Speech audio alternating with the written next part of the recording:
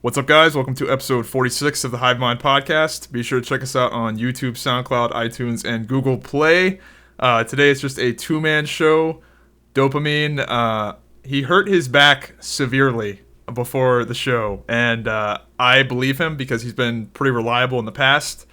I think I don't know how many shows in a row we've done. He's only missed one, and I think we've done like 30 plus with him, so I'm inclined to believe him that he's not just making an excuse. But we got a two-man show with Twitch chat, and today I've got Psynaps, who is very multi-talented. I really wish I could do the things you do. I think every YouTube Twitch guy wishes they could do the things you do with whatever Premiere and all the 3D stuff. I'm crazy. actually becoming a wizard, I think. It's true. Like, I have all these gray hairs that are coming in on my beard. It's like they give me wizard powers. I denied it at first, but it's becoming apparently true that I am, in fact, a wizard. I think it's crazy that you managed to self-teach yourself all of this. You're completely self-taught, right? Like all the stuff that you know? Absolutely. Yeah. You know what, dude? I'm going to tell you the truth right now. Whenever I do editing or video effects or 3D or like any of the things that most people know me for, I like to play those programs like a video game. Like, I swear video games taught me how to succeed in life. I completely agree. Like, I feel like the same way. I feel like complete same way. Like, I feel like me getting good at 3v3 Arena back in Wrath of the Lich King made me a much better critical thinker. And it's made me better at all video games. Absolutely. Like, completely agree. You look at a guy like I feel like arenas and WoW in particular. If somebody is good at arenas, they're typically going to be good at other games. Like, I think Wreckful is a good example. Like, that guy's just going to be good at any game he puts in time. Yeah. And I think that goes for most people that are good too. Good. Yeah, people that are just really doing well in arena and stuff seem to be like the best video game players. And because you have to, if you want to be good at arena, you have to like be aware. You have to like know the abilities. You really have to like be sharp and actually memorize some stuff. Believe it or not.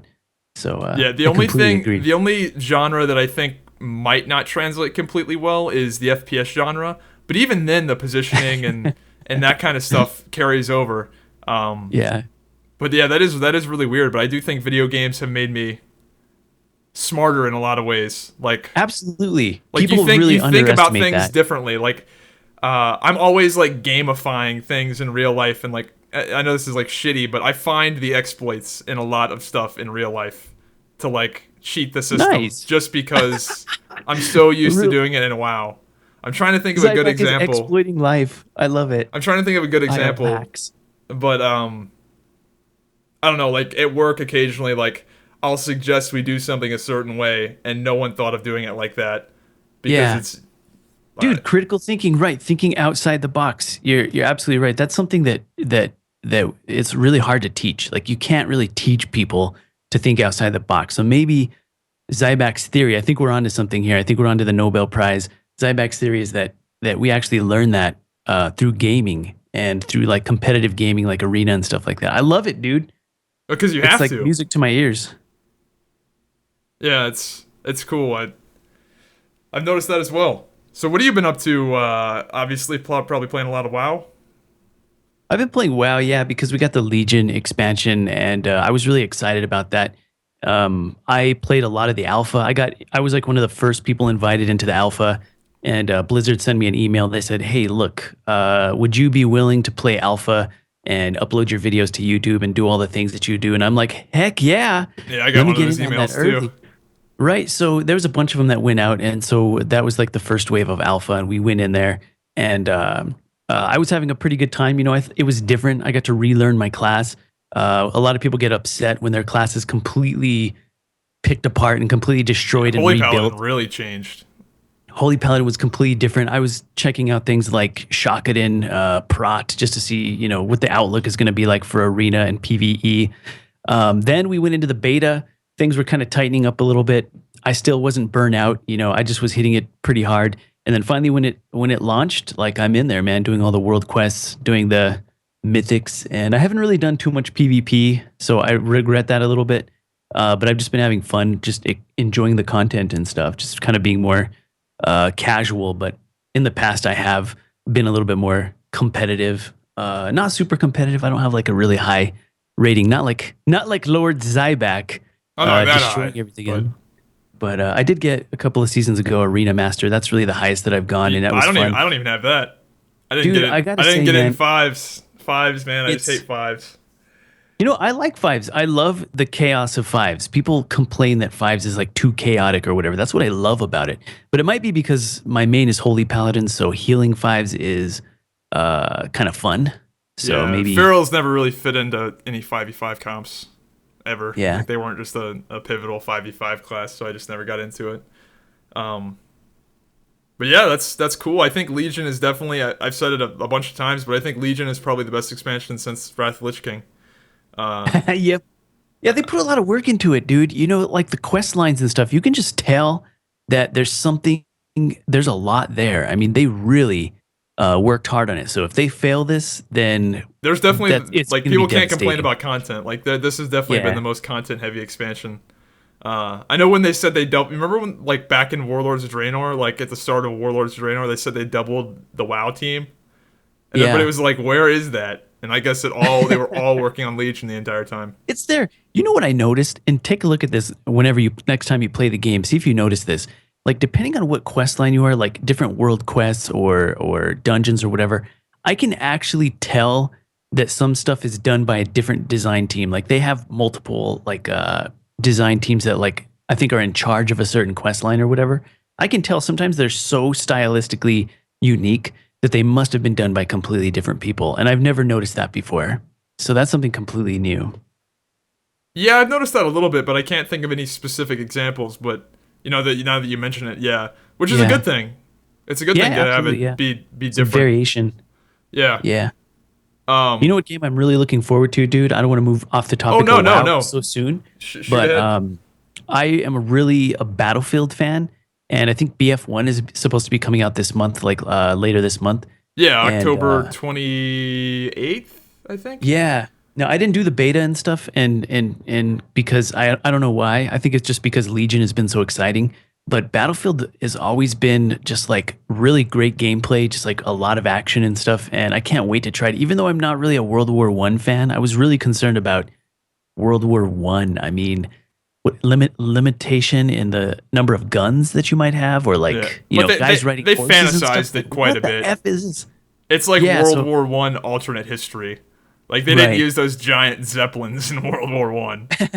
I'm a little bit concerned about it because of that, but at the same time, I think it's still going to be fun because that game is just, I think it's amazing. Yeah, see the World War One is what attracts me to it, because I'm just Interesting. so burned out on the modern military shooter or All the right. futuristic the modern military shooter and the futuristic military shooter have I don't know, I burned out on them. I'm tired of I'm excited for bolt action rifles and I don't know Dude. cannons and that kind of like shit, because it's been like fully automatic guns and running on walls for the past like 5 years. Yeah. I mean, Titanfall Yeah. 2 does look Call of cool, Duty. but It's good. what do you Yeah, think of like Titanfall? Titanfall, it looks good. Look, all of the new games are looking really, really, really good. I mean, there's so much graphics, so much gameplay. Game developers are taking everything that we've learned from every video game in history and trying to build on that and make it better. Plus the new graphics technology. You know me, like I'm really visual, so whenever I see those textures and those models and stuff, I'm just like, how the f do they do that? And yeah, I'm super excited, man. We got to check it out. Um, shit. Oh yeah, what do you think of Twitch Prime? Twitch Prime is pretty cool. When Twitch Prime was launched, well, let's talk about it. But I got to say that I was streaming when Twitch Prime was like released and announced, and I got just like 15 subs like in the blink of an eye. Like everybody that has Amazon Prime, apparently how it works. If you have Amazon You got a Prime, free, yeah, you got a free you get a subscriber thing, yeah, yeah. and some other stuff too, like some game things. Just you can check the email and it's all there. And so the sub thing is really interesting because apparently streamer also gets that revenue Yep. if you have a sub button and you're a partner. So it's just like a regular sub. Everything is the same. You just get one free every month. And right when it launched, they started coming in. I was live and I was like, what is going on? Like, what is that? And it says in the chat, it's like, so and so has subscribed using Amazon Prime. And it was kind of hype, dude. Like, Yeah, I got a few myself. That's sick. I'm such a cheap ass that when I like, do you have Amazon Prime? Yeah, I do. Please tell me I'm not the only one that did this. If there's anybody in the chat that also is like a streamer, I'm such a cheap ass that I tried to subscribe to myself. Oh my God. I tried to subscribe myself one time, not with Amazon Prime, but I learned early on that it didn't let me. So what happened? Did it let you? No, it didn't let me. Why doesn't Twitch let us subscribe ourselves? Oh, I think they probably thought of that. We want freedom. No, so what you need to do is, do you have Amazon Prime? Yeah, I do. Have you used your subscription thing? No, I haven't even logged into trade. it. I've been busy. We can trade. You want to do tradesies? That's the new thing. Yeah, sure. All right. Dude, that's the new shit. We'll just pay each other $2.50 a month. Dude. Fuck yeah. Exploits, baby. Like, exploits, see that? Wow. Hacks. Listen to this guy, you guys. Listen to Zybak. Boom. He knows what he's talking about. Done. Oh, he did it. He subscribed. How do you do it? Wait, I'll do it right now. How do you log into this shit? You have to, on the subscribe thing, there's a drop down. And it's like when you click the sub button, you can drop down and do a free subscription with Amazon Prime. Zybak did it. It says in my chat right now, it says Zybak just subscribed with Twitch Prime. Okay, I'm on his channel now. I'm going to subscribe. You need a giant network of people trading subscriptions with each other. Oh, shit. Amazon Prime is getting to be pretty ridiculous, like how good of a value it is. I really like the free 2-day, and like they have all kinds of other features that I don't care about. But yeah, they have a lot of cool shit that I just don't even use. Like I thought I swore that they said they had unlimited storage for people with Amazon Prime, like unlimited cloud storage, or quote unlimited. You know how that goes. I thought I saw that was a thing. Okay. I don't know if that's true or not. But then they have like the streaming movies, which I don't do anything about. Right. Same. It's nice to know that it's there. I don't like to pay for things that I don't use really, but they just seem to be just like throwing stuff on there. I mean, just the 2-day shipping alone is worth it. And again, I'm such a cheap ass. I don't even pay for my Amazon Prime. I use my dad's Amazon Prime, and he's got like 14 other people that mooch off that Amazon Prime account. That's definitely the way to do it. I wonder if they're going to shut that down. It's kind of like Costco, where you get like, you buy one membership and the whole family gets to use it, kind of thing. I don't know. I don't think they want you to do that, but we do it anyway. Really? I wouldn't think so. I mean, we're really destroying their shipping costs because we got shit flying out there constantly. But yeah, right. Amazon's one of those things that's just badass. Same thing with like Netflix. I'm a big Netflix fan. Like I don't watch a lot of right. I don't watch a lot of TV or like Netflix or a lot of people talk shit about Netflix, but I don't think I watch enough of it to go through the stuff. Like Netflix is like an endless amount of content for me. That's actually a really good topic because like I think more people are gravitating towards Netflix and Hulu, and less people are subscribing to like cable and satellite and stuff like that. I think that's a good fact. thing. Yeah, that's confirmed. I like commercials, dude. Commercials like destroy me, like kill me inside. Every time I have to watch like a 2-minute commercial, like during my favorite show, I just die inside. So when I made the switch over to Netflix and I started just, biting the bullet and watching the episodes even after they've already aired, I started enjoying TV a little bit more. And I actually watch more TV now because of it. Yeah, commercials catch me off guard. Like when I go to my dad's house and I'm like there hanging out and we're watching TV, I'm like, oh yeah, that's a thing. I forgot that commercials were like a thing. Dude, they're terrible. I think my theory is that cable and satellite are going to completely go away. Like they're going to completely fail. Like I don't think the idea of watching like TV in your living room is going to go away, but I just think the delivery will be different. Yeah. Yeah. It's garbage. Makes me I wonder how long they're going to be able to hold out on that. I don't know. I don't know. I guess as long as people keep supporting cable and satellite, I guess it's going to keep going. And there's like all these big networks and stuff. I don't know exactly how it works, but I got to say that I've actually enjoyed TV and movies and everything so much more now that I'm using Netflix.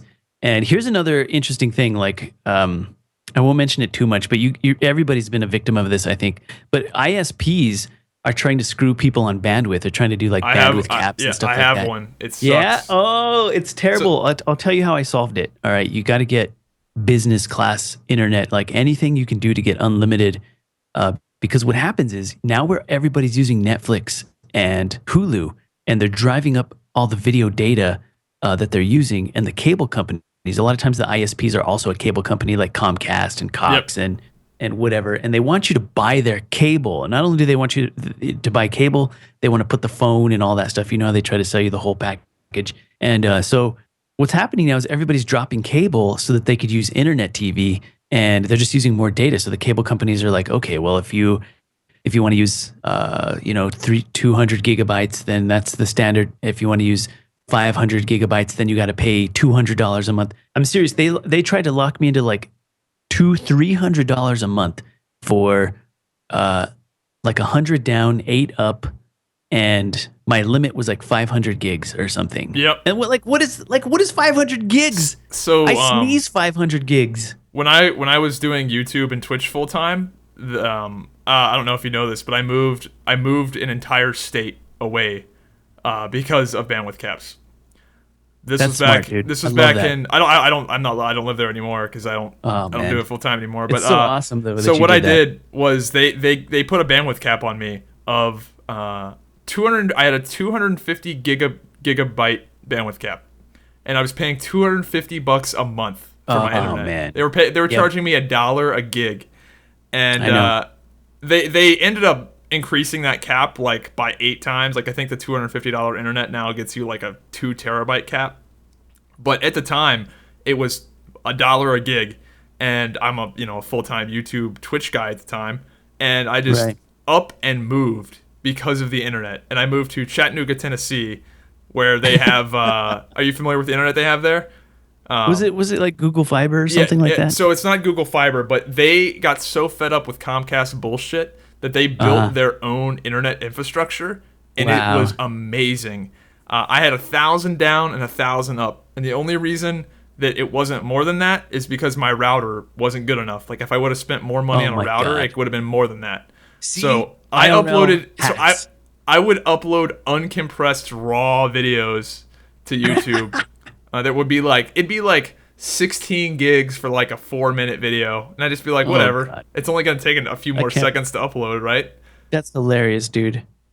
See, that's what you're talking about, like these IRL exploits and stuff. Like that's what you got to do. Like if you're really so unhappy. Well, that was a fucking crazy move, though. Like, yeah, it really and that happened over the course of maybe 10 days. Like I got the notice that they were gonna cut me off. They're like, we're cutting you off, and I was like, well, fuck. My ISP did that too. I threatened to leave, and they told me leave. Like I've never seen this before. The ISPs are so corrupt right now that they're putting these data caps on here, and sometimes when you call them and you're like, okay, what, this is it. This is BS. I'm gonna go to the other internet service provider. But see, the thing is, they know you can't. They know you can't just go because they have like jurisdictions or whatever. They have like monopolies in areas. So they know that you can't just like skip over to a different ISP that has a better deal. So they lock you into these bad deals. And then whenever you threaten to leave, they tell you to leave. They tell you to go. Like I've never seen anything like that. Normally, whenever you threaten a company, they'll try to work with you. They'll be like, okay, listen, we want to keep you. We value you as a customer. We want to help you to reach your goals, whatever. They can just feed you all kinds of stuff and at least give you something, And instead they're saying, oh, you want to leave? Goodbye. Like unbelievable. So the thing that's like so annoying about bandwidth caps is that the premise of them is complete shit. Like it's not like electricity caps or something. This is like bandwidth is not like this finite thing, right? So if there was actually a bandwidth issue, they would be throttling people at peak times. Right. Like you being on the internet uploading at 100 gigabits a second at 3 in the morning when no one else is using the infrastructure, it's not harming anybody, right? It doesn't hurt. So if there really was an infrastructure issue, they would say, hey, look, at 8 p.m. when everyone's online, you can only download at 25 megabits a second. But once that window is over and people start go to bed and whatever, then we're gonna cut you back up. That's the only reason why there should be any sort of like bandwidth limiting or capping in any regard is for that kind of stuff. That actually makes sense. But that's not what's happening. They're just they give you these really fast speeds so you blow through your cap. It's just a complete shakedown. I kind of think that they need to the government needs to come in and maybe make some policies and make some laws about internet service provider. And I know that there's a lot of people that are rallying for this and petitioning for this, but apparently like ISPs really get this like monopoly, and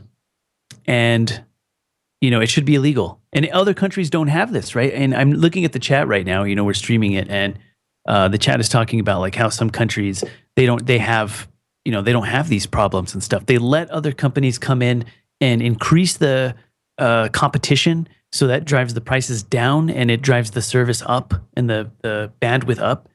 And that's what we need here in the U.S. It's kind of a joke. Like I feel like the U.S. is a worldwide joke in terms of the internet. I think that's coming. More and more people are getting hooked on Netflix, and more people care. I think it's only going to get better when it comes to bandwidth caps and stuff. I think eventually that legislation is gonna pass through. Maybe I'm being an optimist, which is not something I'm known for. Well, if you vote for me for president, then I will try to make this happen. I'll make it happen. Yeah. It'll be my legacy, making the internet better for the world. Net neutrality and bandwidth caps. That's the platform. Everybody's gonna vote for me. I know it because we all want that. Yeah, but the most hilarious thing that these cable companies are doing, right, is that some of these cable companies don't actually deliver the TV content through like a physical cable. So a lot of these cable companies give you, like when you buy whatever DirecTV, some of these cable companies deliver that DirecTV content through the internet, but they don't cap it. They don't count it towards your bandwidth cap. Like that's like the ultimate sign it's a shakedown. They send you the cable content through the internet, and they don't, and like it's ridiculous. Right, it's all digital anyway. Same with like voice and everything is like digital, completely digital anyway. Yeah, it's crazy. All right, let me. You got a topic, or do you want anything you want to talk about anything specific, or do you want me to pull one out of the hat here? Yeah, pull one out. I was hoping today. I know that Zybak is very political. He's an expert on like just about every game. So I got to give a huge shout out to Zybak. And I listen to the podcast, and I know the guests are really, really interesting, but I haven't really heard anybody giving Zybak the shout out that he deserves. This guy knows everything about the gaming community, and also like that. Really, yeah. Oh, dude, come on. I've been pretty disconnected legend, for the past few years. Yeah, I completely disagree, man. You hit up any game and automatically, like, you haven't been playing WoW for a while, you're already in there. Have you been Arena? Zybak's probably already like 2,800. He's like destroying everyone. I was in the top 10 ferals in the US for a while there. Yeah, see? And he does that with Overwatch too. Like, I see these tweets. I'm looking at my tweet deck, right? And Zybak's like, oh, like I'm like inadvertently top 10 Overwatch. Like all of a sudden I'm like, what the fuck is with this guy? How does he do that? There's only a few games that I really like that I can't, like, so there was a game called Bloodline Champions. That's the only game I can think of that I really, really enjoyed but was terrible at, which is funny because there's a game called Battle Right, which is Bloodline Champions 2.0, that I'm starting to actually get decent at. So typically if I like the game, then I can get good at it. I can't think of too many games where I've really enjoyed. I think Battlefield is another game that I like it, but I'm not like the greatest at it. But for the most part, if I like the game and I'm into it, then I can get good at it. I like Legion PvP for the most part, so I put some time in and got pretty good at it. But I can't say the same about other expansions. Like at the start of MoP, like Mists of Pandaria, where Warriors were just one-shotting people. I just said fuck this, and I don't know. I wasn't that high rated because I just didn't really like it. You got to put your heart into it, right? Because otherwise it's a lot of work to get good at games. So you really got to enjoy it. Yeah. So what do you think of the whole the political zoo right now? Look, all I can say about that is that I've been paying my taxes, and I must be a complete fucking idiot. All right. So I'm learning.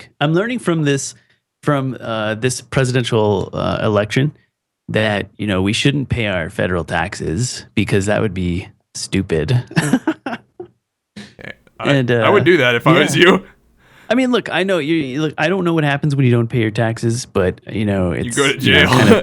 you go to jail. Yeah, but I think I don't know how some of these guys get away with not paying taxes. Like, what do I need? Do I need a yacht? Do I need like real estate? Like, at what point in your business career can you get away with no longer paying federal taxes and then run for president?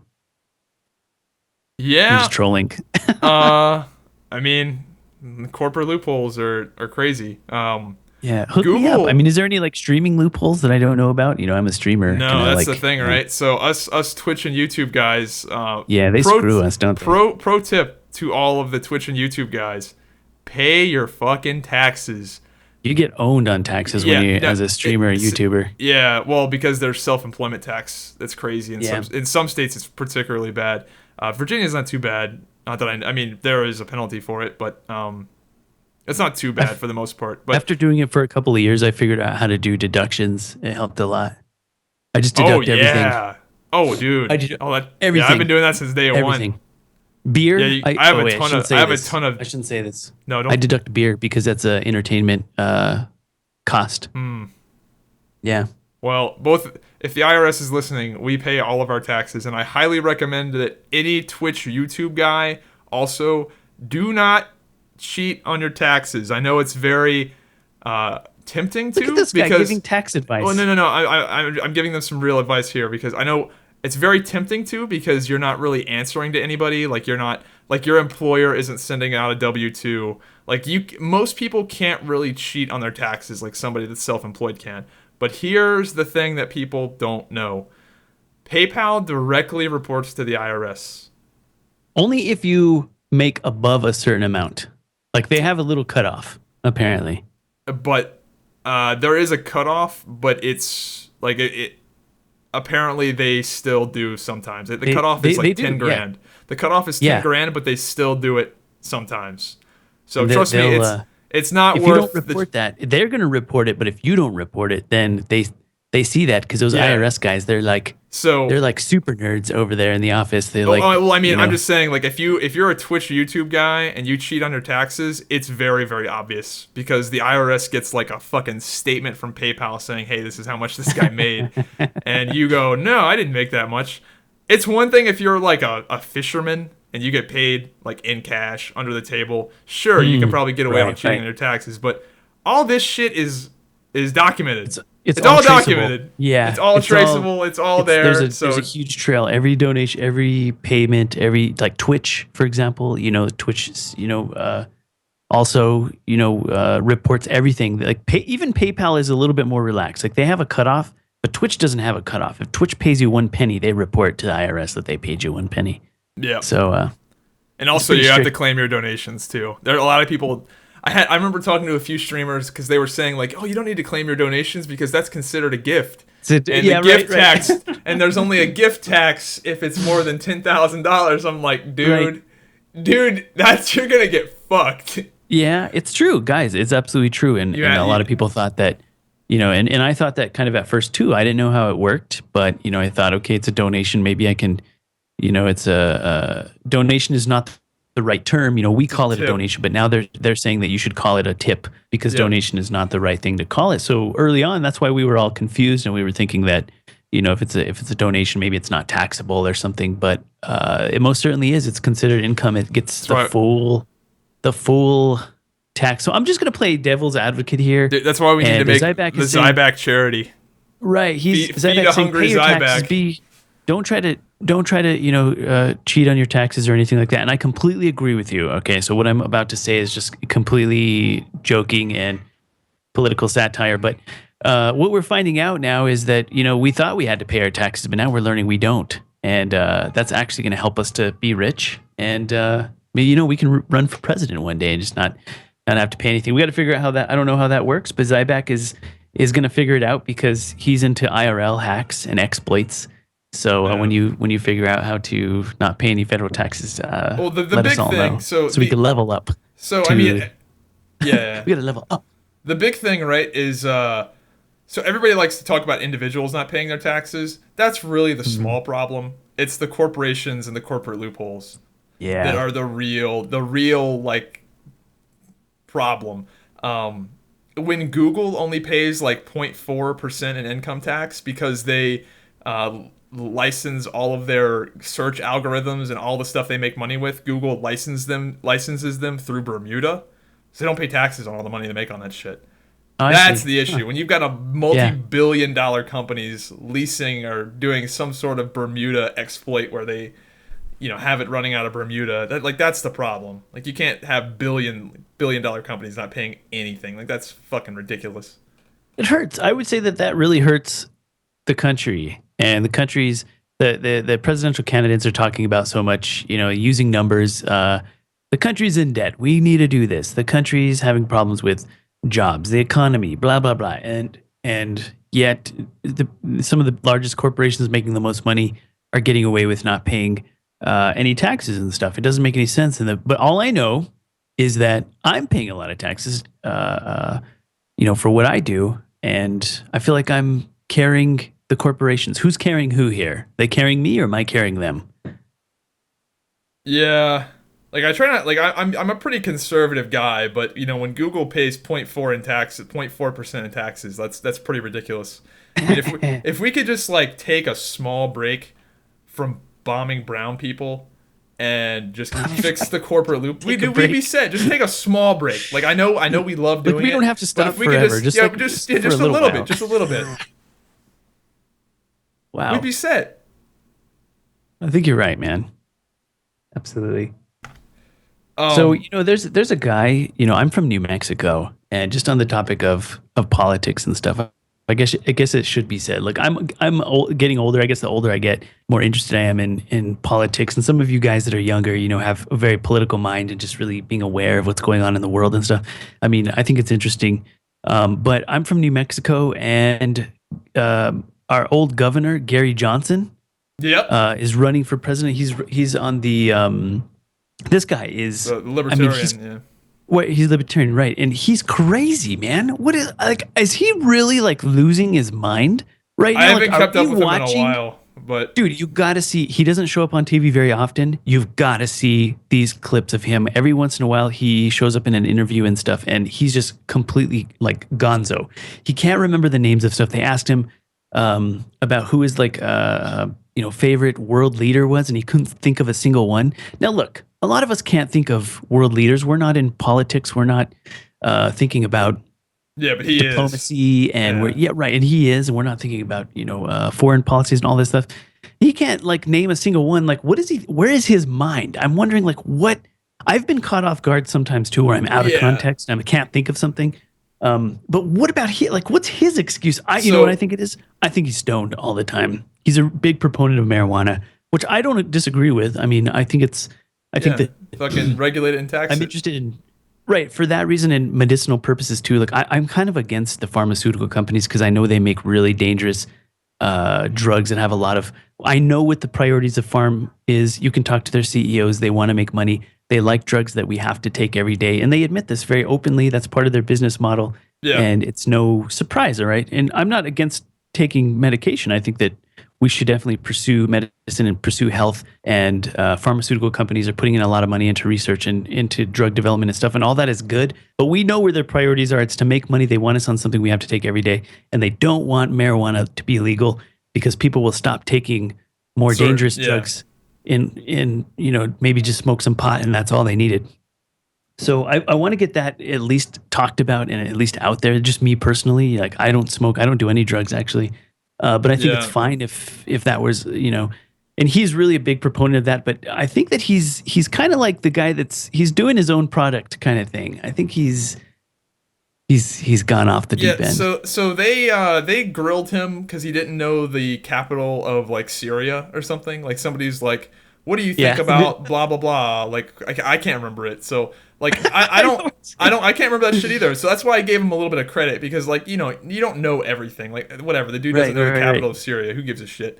But if you don't know a world leader, and you're running Like to anyone, be, there's if so you many if you of them. can't name There's only one one world capital leader, of Syria, but there's lots of world leaders. yeah, You know, yeah, but you're running to become a world leader, and you can't even name one. Like, fuck, it's that's pretty hilarious. bad.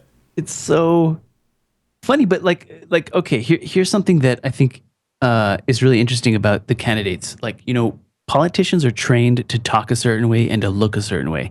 The way they use body language. Sometimes if you talk with your hands, this is called the whatever. Everything has a name, and it makes people listen to you more and trust what you're saying, and they look at you because your body language is correct, right? This dude is like a spaghetti when he talks. I mean, his face is like, they asked him the other day about the environment. Okay, everybody has a different idea about the impact of global warming and stuff. Apparently, that's a political thing, and some people say, "Oh, global warming, it's just part of the natural environment. It happens every so many years. We may or may not have caused it. There's no way to tell." Other people say, "Oh, global warming, it's really happening. In fact, it's going down as we get more energy clean." And so there's definitely always a fight for which way it is, and there's some things we know and there's a lot of things we don't know, right? So they ask him about the environment because that's a political issue people get all emotional about. And this guy, he starts talking about, like, his head kind of goes back and he's not looking directly at the camera. He turns his head to the side and like looks like he has like this weird look to his eye. I don't know why he does this, man. Nobody's going to believe shit that he says because he does this. And he starts saying stuff like, well, 6 billion years ago when the continents were, when the plates were connected. Science lesson. And right, he starts saying like 6 Back billion on years ago. I was like, Pangea. okay. And then he starts saying, and then 6 billion years in the future, the sun is going to expand. And he starts talking about the fucking universe. And I'm like, nobody is going to believe anything he says. Like, don't get me wrong, I'm a scientist myself. I'm a PhD. Yeah. And so I understand science and I respect it. And I respect all of the different sciences, although I like to make fun of them most of the time. But this guy talking about 6 billion years in the future, while he's running for president, I really don't think that's going to go well for him. Well, I mean, this is the best election cycle to do that. Like, Trump kind of threw a monkey wrench in the whole standard politics of, and Trump just came out of the bat talking shit. Like, yeah. I think that's hilarious. I think he has, like him or hate him, I think he's done a service to politics. Like, just coming in with the, like... Right. It's just funny as hell. Like, the Donald Trump of the, like, when he was running against all those people for the Republican nomination, that shit was hilarious. Where he just, like, bullied Jeb Bush. And all he did was talk shit. It's so inappropriate. It's so rude. I was definitely offended, but I gotta say, I laughed. I couldn't wait to see. He literally said he had a big cock in a debate. That Marco Rubio guy's like, Donald, you got small hands. That means you must have small something else. And he's like, I assure you, there is no problem there. Yeah, it's so absolutely wrong. But I think all of us have been entertained. Absolutely. With Donald Trump, his tweets. I don't know if you guys follow his Twitter. Wasn't really that interested in following politics on my Twitter and stuff like that. But after seeing the tweets that Donald Trump was sending out, just like the vocabulary that he uses and the names that he calls other highly respected people in our society, I started following his Twitter for entertainment purposes. I mean, this guy is, I can't tell if he's serious or if he's joking or if this is like all of his plan or if that's really how he is. I thought it was all a big conspiracy at first. I thought this guy's got to be joking. Like, he's just pulling our chain. Like, some of these tweets are amazing. So this is a real tweet from Donald Trump. I have never seen a thin person drinking Diet Coke. These are presidential tweets. I actually favorited this one because it's so savage. This is Adriana Huff, the person who runs the Huffington Post. He goes, At Adriana Huff is unattractive both inside and out. I fully understand why her former husband left her for a man. He made a good decision. He just goes off and fucking roasts people. Oh my gosh. Let me link you this tweet. It's real. And he doesn't delete it. Like, I like that he doesn't delete it. I like that this is up. Does he really honestly feel that way? I mean, I think he does. I really do. Like, I'm starting to believe him now. I think that's a quality, though. Like, I kind of like that this dude is just openly just talking shit. I think that's... I don't know. I'd rather have an open, honest, or not honest. That's the wrong word. I'd rather have somebody be like out front and an asshole than be like an asshole behind closed doors. All right, I And get at that. least So it's entertaining. even if you don't agree with some of the things that he says, if he's that honest and that real, at least you know he's speaking from the heart. And I think that's why a lot of people are have really gravitated and been able to relate with Trump because of that honesty. Yeah, And so the question is, I think for me, just being real here, I'm being real. Um, is that appropriate for president? I mean, that's cool. I mean, I would love to invite Donald Trump over to my stream. Like, I think that'd be hilarious. Like, I think Oh, you yeah. would maybe have him here on the podcast with us. Like, oh, if you know, want to he do it, I'd be down. yeah, let's have him. Let's invite him over. Like, I would love to have him over. I would even I'll tweet him. invite Let's him see if over yeah. to my house. Like, tweet him, tell him to come over and say hello. I mean, I would love to have him here. But the question is, should he have? I guess everybody's, the people that are critics are saying, should he have access to nukes? This guy calling people fat and everything, like, it's really I don't funny. know. But should you give him the nukes? Like, that's the question we're trying to figure out here. I don't think Hillary Clinton's that much any better though. That's fucking dude, both Oh, decisions are terrible. Like that's the thing. Right. Like if it was like Obama and Trump, I don't think it'd be a contest. So, I hate Hillary Clinton so much more though. Like that's the thing. All right, so I'm gonna ask you the tough question. Gun to your head, Trump or Hillary, who do you vote for? You gotta vote. Dude, no. Honestly, I am a little bit. I'm completely torn right now because I don't want to vote for either one. Like, why? Here's what I am really torn, and I have talked about to the stream about this before. Why do I have to pick one or the other? I think everybody's being an idiot. Like I'm not saying you have to in a realistic situation. I'm saying you have to in this situation where you've got a gun to your head. No, you got a gun to your head. Is you just gonna die? Just yes. Take the bullet. I'm gonna take the bullet for the world, for my country. There's people dying for their country out there, so See, I'm a bit. I kind of want to see Trump be president just because I think it'd be funny and hilarious. Like it would be 4 years of hilarity. Hey, fuck it. Let's just see what happens. Here we go. Yeah. So like this is my thinking, right? So Donald Trump is an egotistical asshole. Like he's just a fucking terrible person in a lot of regards. But at least it's the devil you do know is better than the devil you don't know. Whereas Hillary Clinton's like doing all this like underhanded shit, like the whole like DNC thing where they like were openly sabotaging Bernie Sanders, who I'm not a fan of, but it's Poor still Bernie. shitty. He's a nice old man. And then like people in the DNC that like are just dying, like there's an insane amount of people that have died mysteriously. Wait, really? Are you serious, dude? A lot of them. Yeah. What? Like, I did not hear about this. What is going on? Why is this being suppressed from the media? It hasn't People been. dying? Yeah, there's been a whole bunch of people that have just like randomly died in mysterious ways. I'm not saying that's a real thing, but there's so many little things like that, like the Debbie Wasserman Schultz thing where like she was actively sabotaging the DNC, like the running for the DNC, and then she gets like booted off, right? And then she gets immediately after a high-ranking spot in the Hillary Clinton campaign.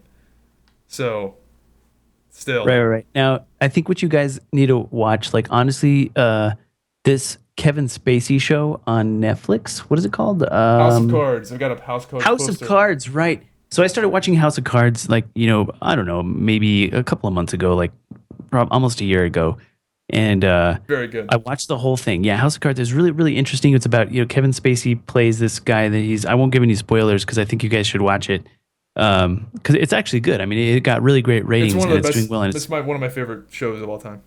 It's great, and they really get deep. It's you got to really pay attention to it. Like they really talk about political things, and it also kind of mirrors like real political things that are going on in the world. Like the Chinese with their monopoly over minerals and stuff, and how business kind of gets into politics and tries to control political decisions based on money and minerals and all that stuff, right? So a lot of conspiracies and also murder, which is interesting. That's what this reminds me of. This story you're telling me about, like people disappearing and stuff, where politicians actually having people killed to move things around so things don't get leaked because somebody knows something and whatever. So this conspiracy theory, like ever since I watched House of Cards, that's how I think the politics really works now. Like I think it's all just one big, huge conspiracy, and people are just offing each other to get into the office. There definitely are, like, get your tinfoil hats. Yeah, so that's the thing with conspiracy stuff, is that there are conspiracies that have been real too. So, sure.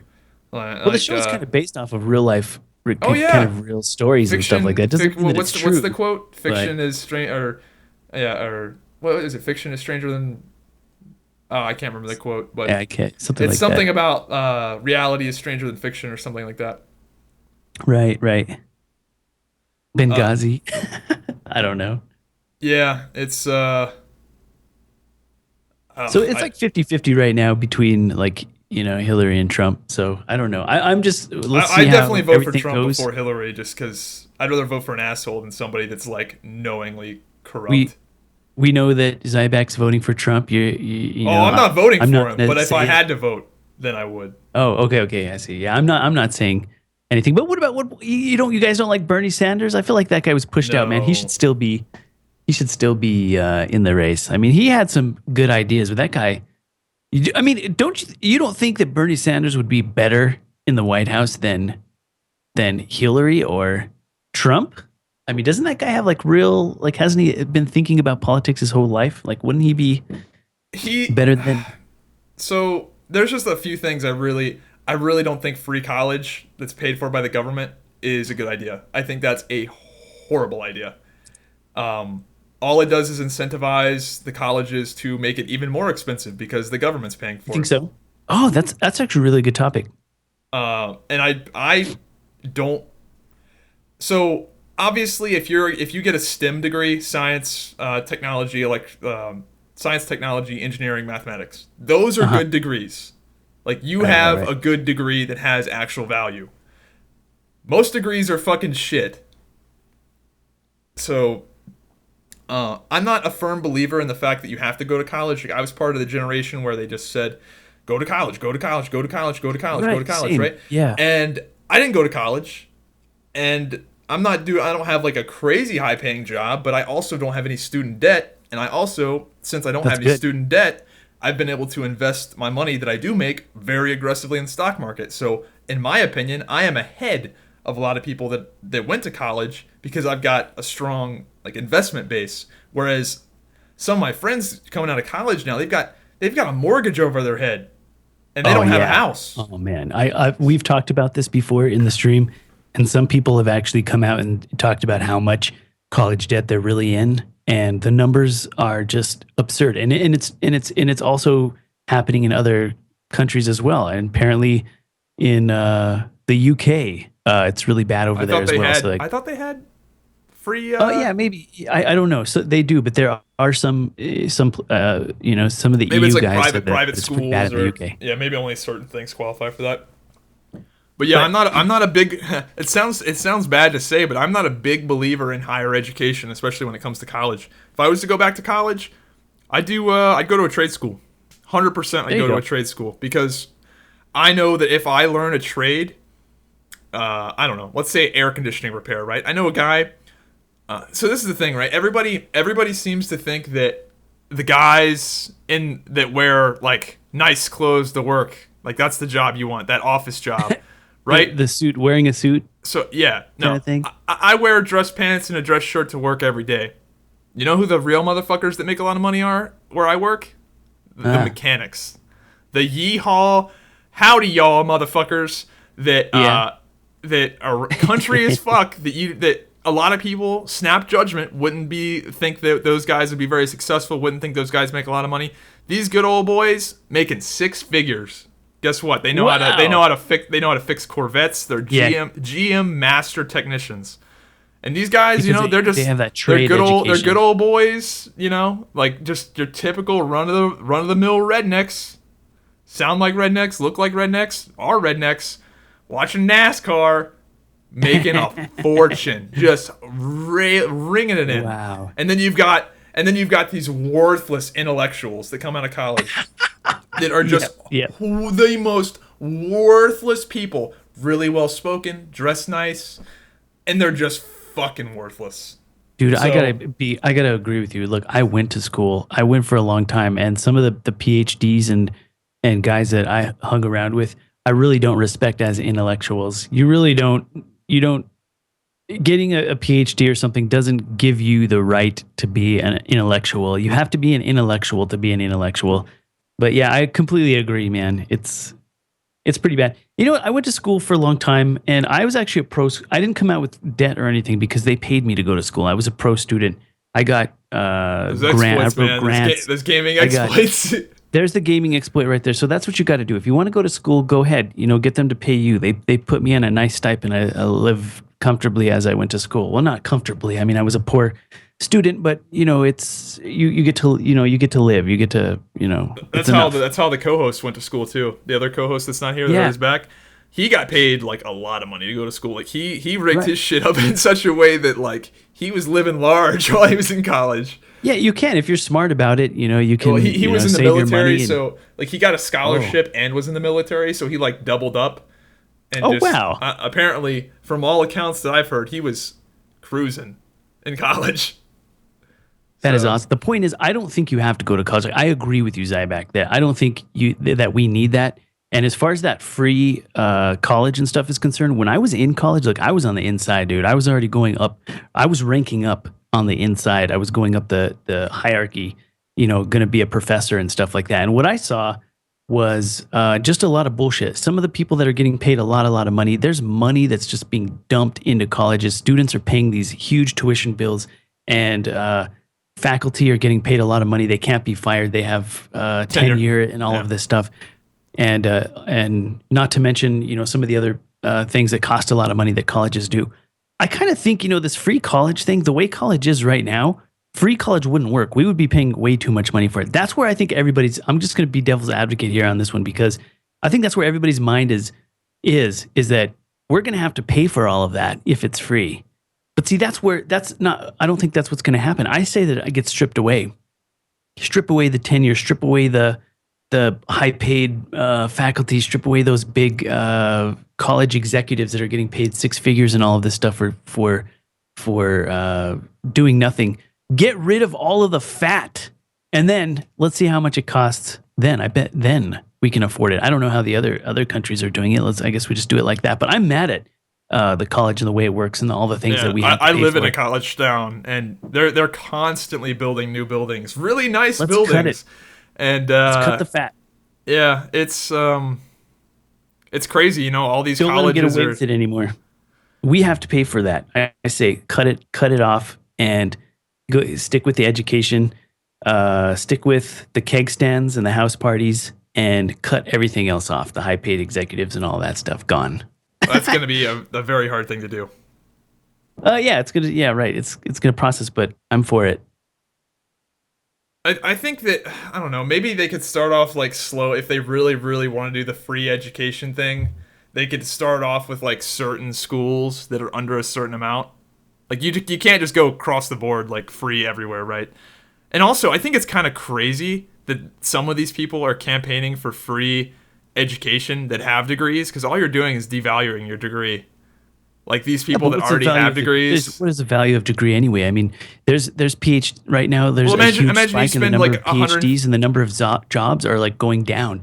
It's like the number of highly educated people is spiking up like a 45-degree angle, and it's the same angle slope downwards for the available jobs that for people with high degrees. It's like the value of a high degree doesn't really mean anything anyway.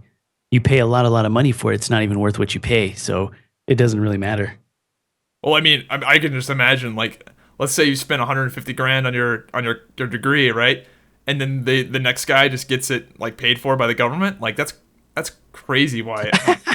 Yeah, some people can be pretty upset. About that.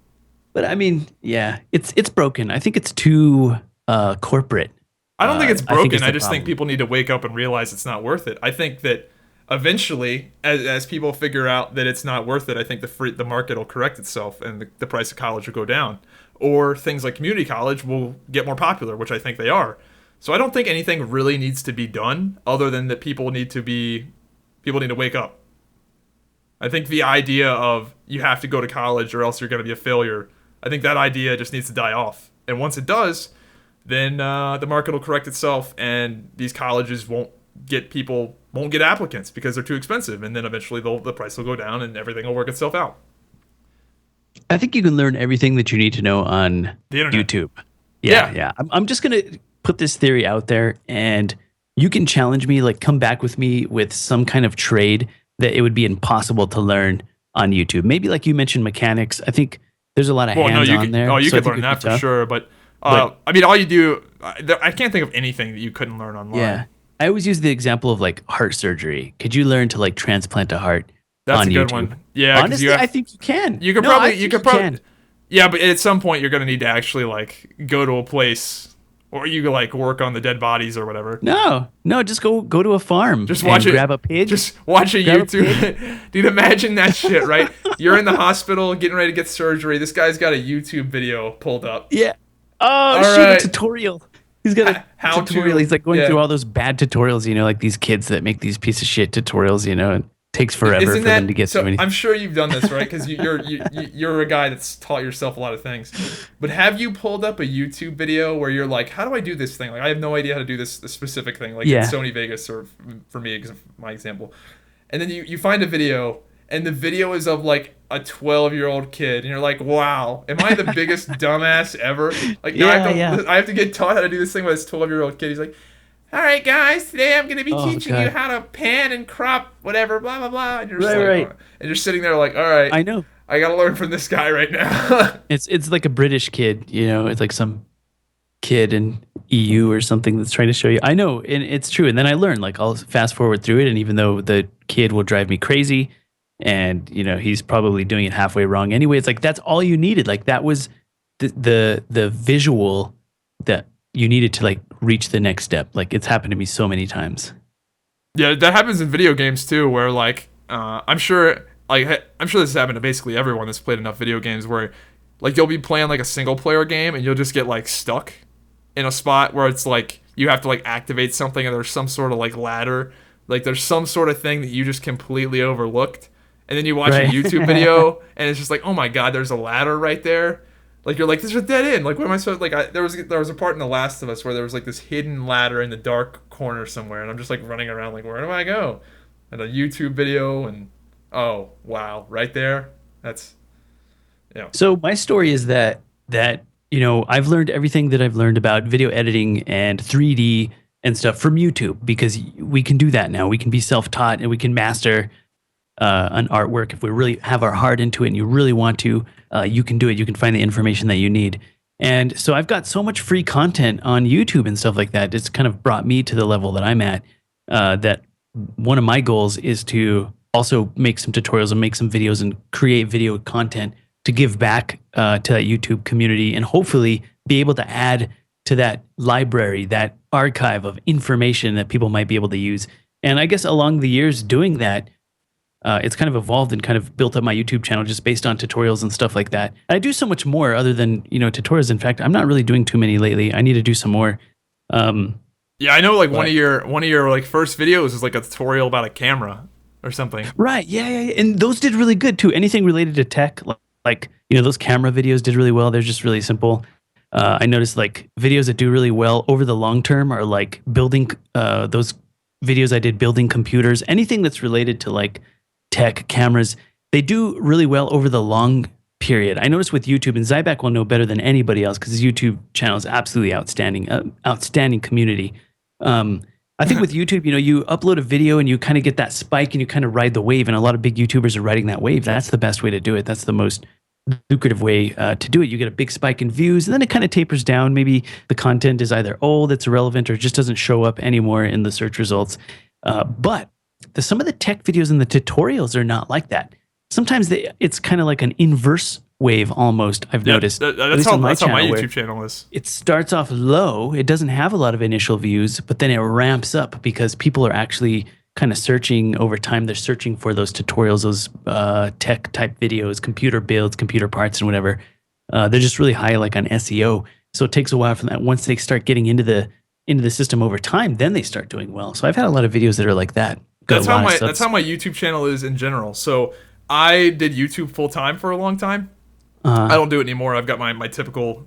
That was one of the best decisions I made. I got really burned out on doing. Like I like doing it as a hobby again. I have a lot more fun doing it that way. But my YouTube channel, if I stopped making videos regularly, I would still get a decent amount of views because so much of my stuff comes from old videos because I've got close to 3,000 videos on my YouTube channel. Wow, I had no idea you had that many. Yeah, I have a lot of videos. Dude. So like that was kind of my strategy when I did YouTube full time. I was like, hey, okay, so if I just make a shitload of videos, right, and they each get just a little bit of views a month, but I have so many of them, like that's a viable strategy long term.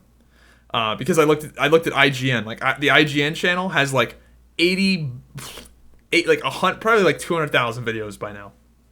And if those videos each average like 3 views a month or whatever, like it's insane. So right. So I've got stuff that's like this best Call of Duty video in the world, best Call of Duty player in the world video of this like insane aimbot this guy was using has gotten let me look how many fucking views this thing have now. It's fucking retarded. It's one of those videos that shouldn't have any work. This video almost has 5 million views. What? Dude. Yeah. That is sick. And it's of the most insane aimbot I've ever run into. But yeah, I've got a lot of videos like that where, like I made a video about how to, so you know YouTube Red, where you can play your videos with your phone turned off, like your phone screen turned off, like that was a thing you couldn't do. So I found, I'm not a big phone guy, but I found a workaround on how to do that without YouTube Red. Made a video about it, which is not something my channel is known about. So like I made a video about that, and it's like the most random shit ever. It's just like gaming, like that's not something you subscribe to Zybak for iPhone tips, right? But I made a video about that, and that was one of those videos that had like, I don't know, very few views, and then I looked at it one day and it's at like 58,000 views. So it's one of those videos where it's like it's reversed. That's the kind of stuff I like. I'd much rather have it be the long tail. Like I'd much rather have. Sure. I agree with that. Yeah, you can definitely grow off of that. I mean, that's not the most lucrative way it works. Most people are trying to get on the search right away because apparently like YouTube algorithms kind of favor videos that are relevant like right at the time, and they put them on the feeds and they just kind of get lost over time. But then there's like that opposite. So it's really hard to predict what's going to do that. And I think the tech videos, anything with iPhone, anything with tips, you know, like all those stupid top 10 videos, which is definitely a smart play on SEO and stuff. Those usually do well. I did a 10-hour video one time, a 10-hour loop. Have you ever done one of those?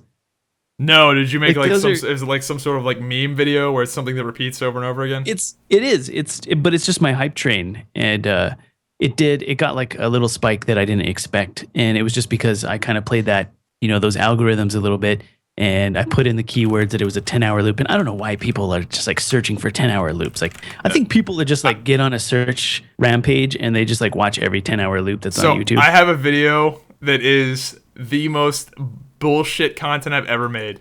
So this is back when I was a real fat fuck. This video is exactly what the title is. Look, I linked it. Okay, wait, let me grab this. That's what the video is. Oh, I watched this one. The watch time on this video is insane. So you know how you can go on the YouTube, just watch the whole thing. Yes, they watched the whole thing and expected something to happen, and nothing happened. Like the average cheeseburger and fries while watching YouTube, and it's just Zybak just sitting here getting ready to eat his. I'm just eating sandwich. I'm eating a cheeseburger, watching YouTube videos. The average watch time. Down. The average person. Guess how long the average person watched this video for? How long? 23 minutes. So dude, it's a 32-minute video. Somebody click this. That's 23. This is one of my best performing videos of all time when it comes to watch time. Obviously I have videos with way more views than that, but like I made this as a joke. Right now? Like I want to know like what you're thinking. Like maybe that's why it's so interesting I was driving home. I was driving home and I was like, I have a good idea for a troll video because I occasionally do those. Like my return to WoW video. Have you seen that? Like I just fuck with people. Yeah, where I World of Winks. Anyway, Yeah, it was. I spent a really long time trying to find another game with the acronym WOW. I spent like a week trying to find a game. 30 minutes, dude. You're the slowest eater ever. No, it's a lot of food. It's a whole lot of food. Oh. Yeah, Oh have you my seen me God. recently? A lot of people are like shocked. Yeah, that haven't seen me. Zybak looks completely different. Like he's Yeah. lost a lot of weight. Like he's Yeah, like I put He's out a finally video. went I through put out a puberty video with and- Go ahead. I cut you off. Zybak's finally went through puberty and lost all that baby fat. I don't know. That was baby fat. That was more like Ben and Jerry's fat. But yeah, no, I definitely. No, that's the one thing I like about YouTube, right? Is I've got this timeline, of when I started YouTube and I was still like a child, basically. Like I think I started making videos and I was like I had just turned like 15 or something, but I was like a really late bloomer. So I was like in high school. A lot of people don't know this. In high school, I was like 5'5", and now I'm 6'5". So the people that haven't seen me, yeah, so the people that haven't seen me since high school don't even know who I am. Like I had a guy that I went to high school with introduce himself to me. I'm like, dude, I know you. Those are growth exploits, man. You got to tell us how you hacked that. I don't know. I just one day I grew up. Pretty much when I turned like, pretty much right out of high school is when shit got better for me. That shit sucked ass, man. Ugh. I think that's true for everybody, I hated though. being Like, a late bloomer. who really liked high school? Like, I don't think. No, I liked high school, but I hated that. So, this is the reason I hated. Like, genetics kind of fucked me over when it came to high school sports because I was a real I don't want to like fucking toot my own horn here, but like I was like damn near elite athlete, like one of the top in the state for the sports I played when I was in middle school. I was like the beast at age 12 through 13, and then all of a sudden, I'm 14, and I'm not as beastly as I used to be. Then I'm 15, then I'm 16, and I'm fucking going against these guys that have like facial hair and armpit hair, and people are giving me shit saying, "Dude, do you shave your legs?" Because I just didn't hit puberty until I was like fucking almost 19. So like I'm a child. I'm a fucking child going against men. Oh yeah, I was late bloomer to the fucking max, dude. I didn't have leg hair or arm hair or any of that shit until I was over 18. So that shit sucked, man, from like an athletics perspective, because so much of my like self-worth was tied into athletics and being like a good basketball player and being a good football player, and the positions I what played. Did you play in football? I played football in high school too. Defensive end. So, and I played center. Nice. Yeah, so I played center in basketball. So I'm playing two positions that are very physical, very like man on man, your might against someone else's, and I was used to destroying. Because I hit that first growth spurt, right? So there's like that growth spurt you hit when you're like, I don't know, 12 or 13. I hit that one on time. But the fucking, the boy to man growth spurt, late as fuck. It sucked shit. But then, I don't know, it's kind of nice now that like people don't even recognize me. So I mean, at least I hit it, right? At least I'm not like 5'5". Yeah, man, nature's got to take place. You can't fight Mother Nature. That's a losing battle.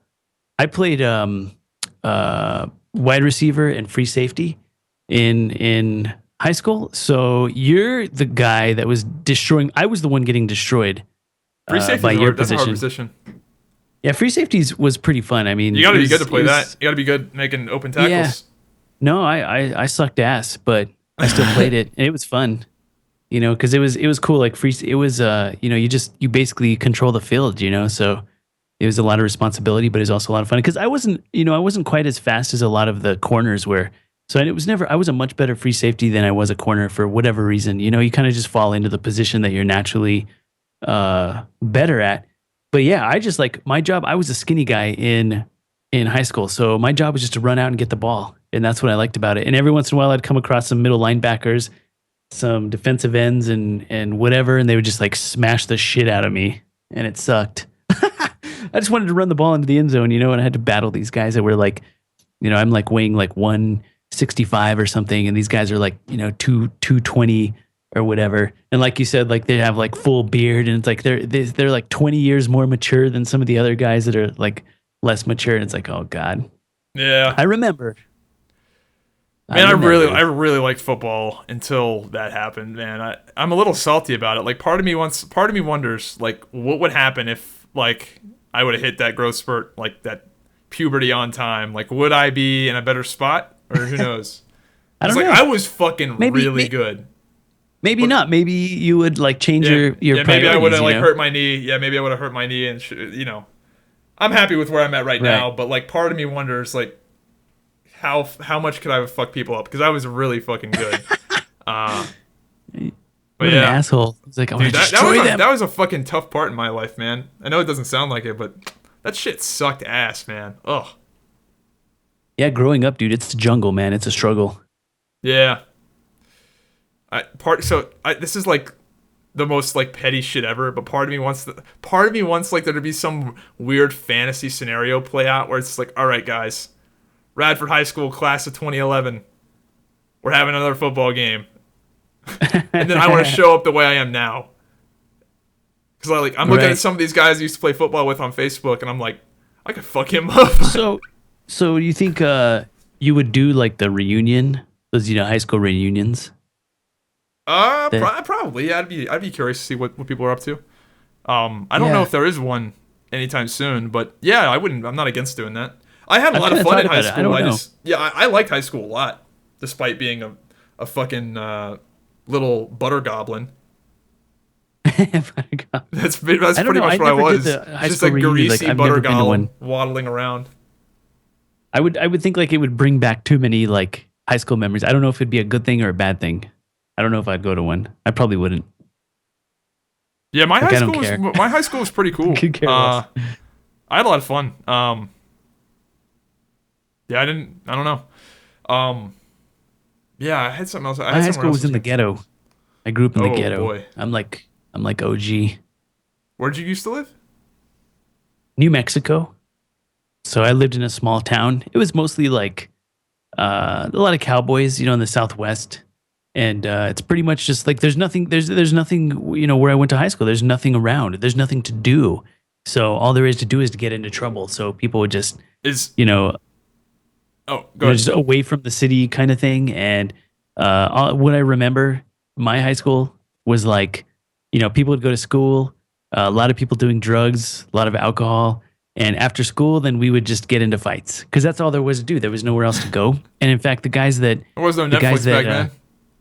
there was no Netflix. Yeah, I'm a little bit older, so like internet was just starting. It was like AOL, like AIM, Instant Messenger, and all that.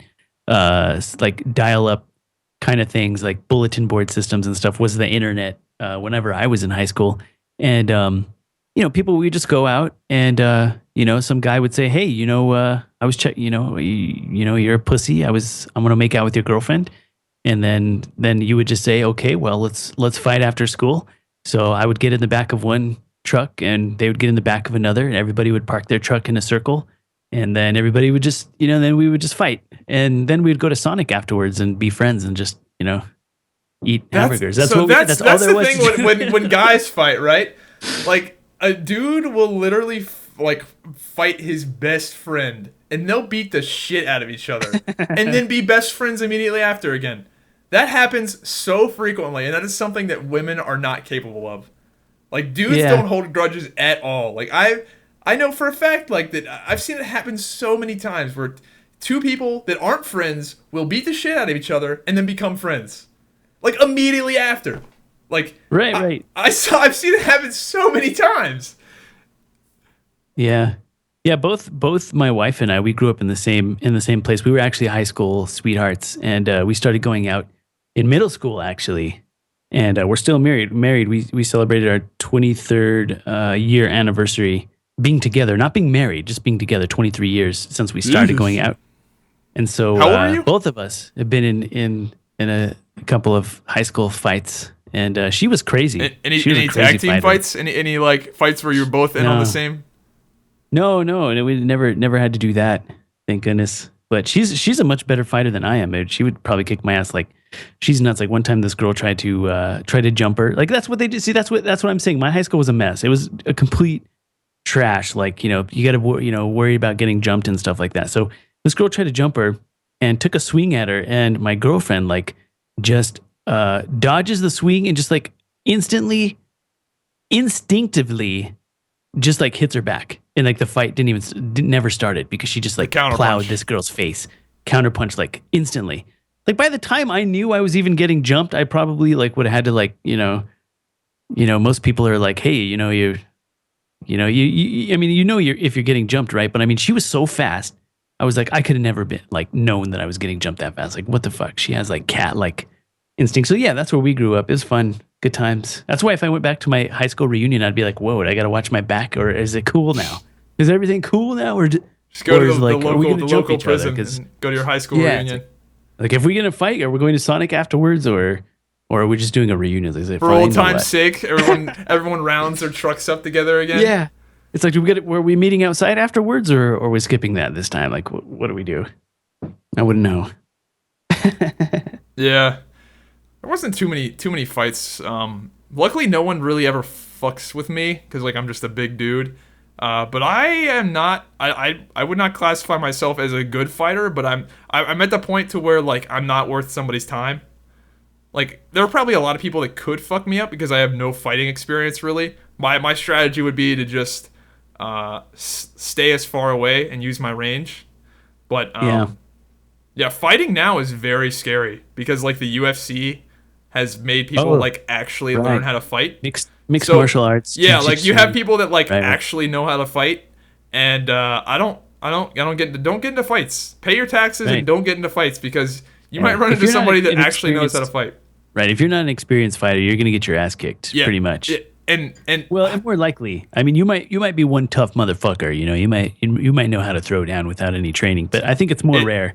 I think it's more likely that somebody that has fighting training is probably always going to win. Even just a little bit of fighting training gets you a long way. For example, like one thing that people do, like just amateurs, they get into random street fights. They gas themselves out before the fight even starts because they get so amped up. They're so like pumped up and their adrenaline's flowing. And by the time the fight starts, they're like already gassed out. Like they're already like exhausted before the thing started because they just can't keep it cool. And they don't breathe. Even gaming though, dude. Like that's really interesting you say that because that's having your mind focused and calm is really not only how you win a fight but win a game as well. So it's like, if you get too like overexcited, like that's only going to work against you. I mean, even if you're just an amateur fighter and you just have had experience, you just know how to breathe and take it slow, like you're going to have a huge advantage in most street fights. So like I don't get into fights because I don't want to fight somebody that knows how to fight. But like the reason I don't do it is because have you seen those YouTube videos of like the guy goes into the martial arts street fights? Yeah, the guy. So I saw this one that changed my whole outlook on life about fighting. This was in a boxing gym, and there was this huge athletic black dude that was pissed off because he joined this boxing gym and no one would spar with him. Like they were just telling him to do drills and like, hey, you're not ready to spar yet, not ready to spar yet. And this dude comes out and is fucking furious. He's like, I want somebody to spar with right now. And they're like, all right. So they bring out this dude that's probably 65. Like this dude, like he looks 65. Very frail looking dude. And this other guy is athletic as shit. So they start sparring. And the old dude is getting some punches in, like just like really technical, just boop boop, like right on the button. Like he'll cover up, the other dude will throw like a fury punches, boop, right on the nose. So eventually the big athletic black dude gets so pissed off that he just comes at him full force with a flurry of punches. And I'm sitting there watching this like, all right, I get that this old dude is like technical and knows like how to fight, right? But at some point, the athleticism is gonna hurt him. Like he's gonna get rocked by this guy, right? But he's gonna use up too much energy. Yeah. But he covered up. Like the old dude just covered up and just whoop, just knocked him out. and it was like it was a beautiful thing to watch because it just goes to show you that was such a hothead. Like I know those videos are probably the best. Like somebody on my Facebook is always linking these like street fight videos and stuff, or maybe sometimes they happen in a gym, maybe they're out in the middle of the road, maybe they happen outside of a bar. It's like, all these videos, and I gotta say, like I can't help but to watch them because I always want to see what's gonna happen. And a lot of those videos, the funniest ones are when some dude is just like talking the most shit, like pretty intimidating. You would think he would do well in a fight, and he's just going off, taking off his shirt and just like, just being a complete douchebag, and then ends up getting knocked out, like just a couple of seconds into the fight. Like the dude that's the hottest head just like gets owned. Justice porn. That's what they call it. Justice porn. Yeah. It hurts, man. I watch those videos, but honestly, like every time I watch it, like they hurt me, man. Sharkeisha, watching people just like get knocked out cold and just hit the concrete. It's like, oh man, that guy probably has a concussion. I haven't been on World Star Hip Hop in a while, but I used to be a real big patron of World Star Hip Hop. Yeah, that one's intense, man. Some of them get really, really intense. Like the ones I can't stand. Have you ever seen like an actual like so Live Leak is doing this thing now where like they actually have real videos that are like actual content. Like I watched like a tutorial on Live Leak and I'm like, is there somebody getting ready to get beheaded in the background here? Like I was watching a tutorial about something and it was just a normal video. Like normally when you go on Live Leak, it's like some sort of leaked military footage of like the U.S. military massacring somebody or something like that, right? Right. And I'm on Live Leak just watching a normal video and I'm like, where's the oh, that was just a normal video. Weird.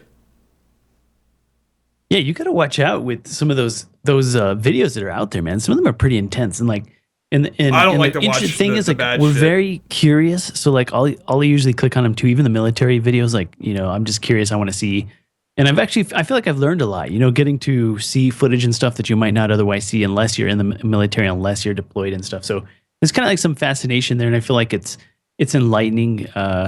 To at least witness, some level of conflict or whatever. It just seems like just for educational purposes. But some of it is actually some pretty gory stuff. Yeah, like I don't watch like the beheadings. It. I don't watch that stuff. Right. Like I don't. There's some stuff you can't unsee. Like it'll stick with you. So you shouldn't watch too much of that stuff, I think. Yeah. But I'm definitely a little bit desensitized to it. But I have a little bit of a conscience still. A little bit's left. Whatever's left. The So, internet's like ruined all of us. So are you still a full-time Twitch guy, YouTube guy? Are you still doing that, or do you have another job much. too? Okay. Somebody's actually asking how we met, so we should definitely tell that story at least at some point. But right now I'm doing a full-time commitment on Twitch and on YouTube. Even though I'm not really doing too much YouTube content, I still have like that is on my my list. You can think about it like my job list. The internet personality job, whatever. Yeah, I'm doing internet, and I'm doing a lot of stuff. I got sponsored with Adobe a year ago, and so they've kept me pretty busy. Cool sponsor.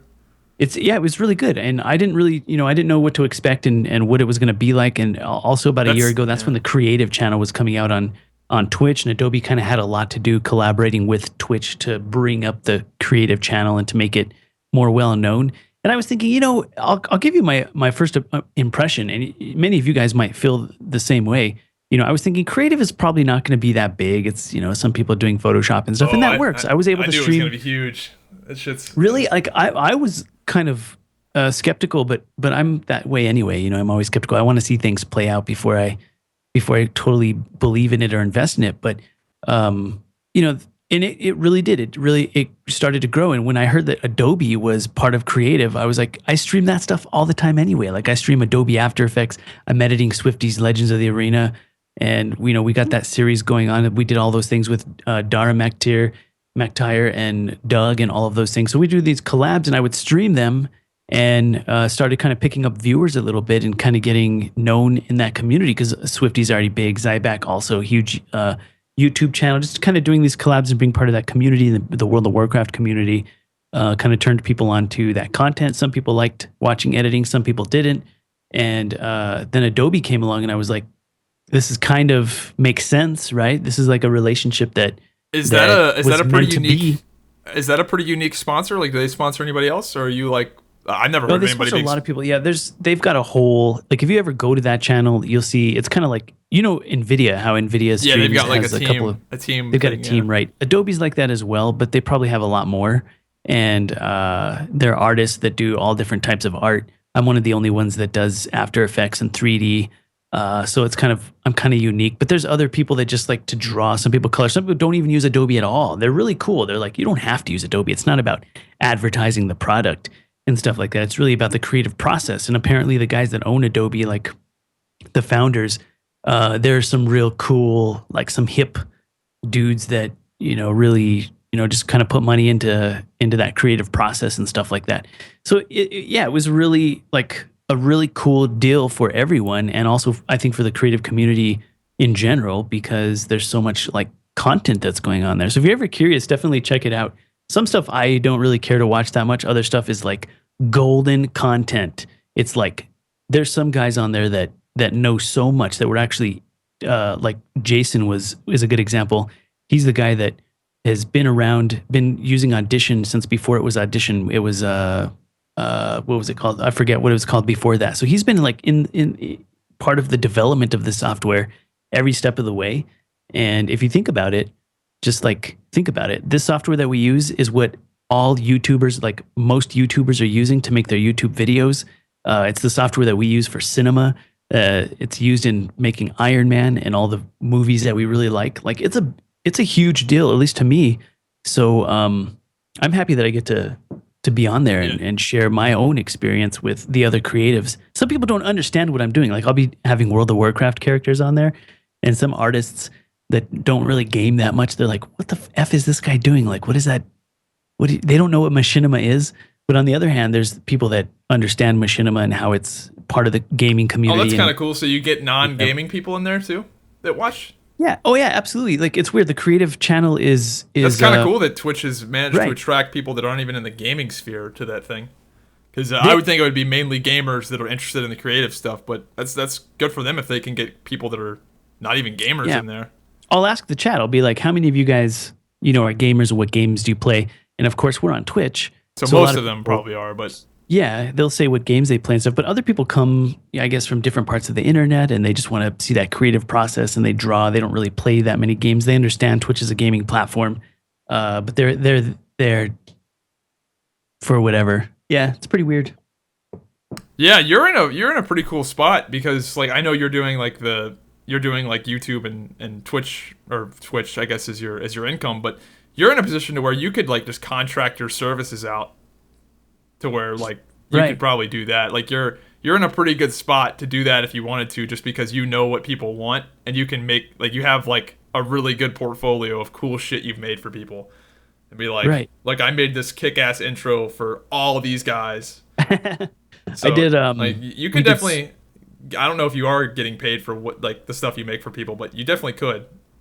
Absolutely. Like, I think that right now, because I do spend so much time streaming and stuff, like I will do some contract work, but the work that I do, the 3D animation stuff, they take so much time that it's kind of in a tough spot. So I can take the contract commission jobs, but that might take away from the streaming. So what I try to do is I always try to do a project that's related to the stream and also related to the sub. So over the last couple of years, I've accumulated a lot of subscribers on Twitch and stuff like that. So really the bigger that gets, the more dedicated I am to creating content that is interesting for my subs, and the less interested I am in creating content that's not related to them or that doesn't help them. So that's kind of been a little bit of transition. Because I know when I talked to you last, you didn't want to do any contracted work like at all. You were all about doing it for free. I do a lot of free stuff, but like the stuff that I did for Soda Poppin', I did his intro, I did Bajira, and I think we might be doing Towley, although he's really hard to communicate with. So like I still want to do those projects because those are related to the World of Warcraft community. Even though Soda Poppin' has complained all during WOD, he loves WoW. That's part of, when I talked to him over on Skype, he's telling me that he wanted his intro to include WoW because that's how he started off. It means a lot to him. His druid is still very important to him because his Twitch channel that's where it started. And so he still has those roots there, and that's what he wanted as a part of his video that played before every stream. I don't know if he still plays it or not. I know he played it for a really long time. I'm sure it got tens of millions of views. And but Bajira still uses his on every one of his YouTube the one where that's like crashing through the wall. Right, it's his like warrior crashing through Orgrimmar. Yeah. I love that idea. When he came to me with that idea, I was so excited about that intro because he's telling me exactly what I wanted to hear. I mean, he's saying, maybe my warrior and maybe like comes and he's really big, kind of like like the anime Attack on Titan, and he's telling me this stuff, and I'm like, dude, we're gonna blow up Orgrimmar. This is gonna be glorious, and I just couldn't wait to get started on that project. I like that So Simetheus video you made yeah, many years ago. I thought that was cool as fuck when I saw that. I was like, dude, this is crazy. I like that right. stuff. I wish I could fucking do it. I wish I had the fucking discipline to actually sit down and learn that shit. Well, I know you could do it, but you've got other stuff you got to do. So Yeah, my videos are it takes so a long like time. simple and basic. It makes me like kind of sad sometimes. But no, I learned that from Zybak, and I tell this story like, dude, you told me this a long time ago, and I've Is actually it the told this quality story over quantity thing? exactly because that really like, whenever you said that, sometimes it's obvious, but you just have to hear somebody say it, and before it really, before it really is solid in your mind, and that's kind of how it was. Where like, you told me about these videos that you did that you put your heart into and you worked really hard for, and they really didn't do that well. Yet some of the videos that you didn't even work that hard on are some of the ones that did the best. Best And Call I of was Duty thinking, player in the world. yeah, it's like that's the way YouTube is. And if you want to be a YouTuber, I mean, some people are really hell bent on high quality, and I've been that way for a really, really long time. But I also know I also want to be balanced, and so sometimes I have to cut back on the quality so that you can put out more content. Because if you want to make every video like the best, highest quality video, and you want to really fuck with it until you think it's perfect, you might never get that video out. You might be working on it for a year, right? And it might be like a huge, or it might be, I or think it might not. I think it's particularly true in your case where you are creating the effects and creating the machinima, and like I don't know, like you could spend like hours and hours and hours making some guy's leg movement be like a little bit Right. better. Um, it's a little Right. different with like what I do where it's like commentary stuff. Yeah. In my case, like sometimes like I'll make a video about like a subject that I don't think is like it's not like something I'm dying to make a video about, but I want to make a video about it a little bit. Luckily now that I do YouTube part time now, like I just do it as a hobby. Like when I did YouTube full time, you want to make videos consistently, right? Like people are expecting videos consistently, and some days you just don't have any good shit to make a video about.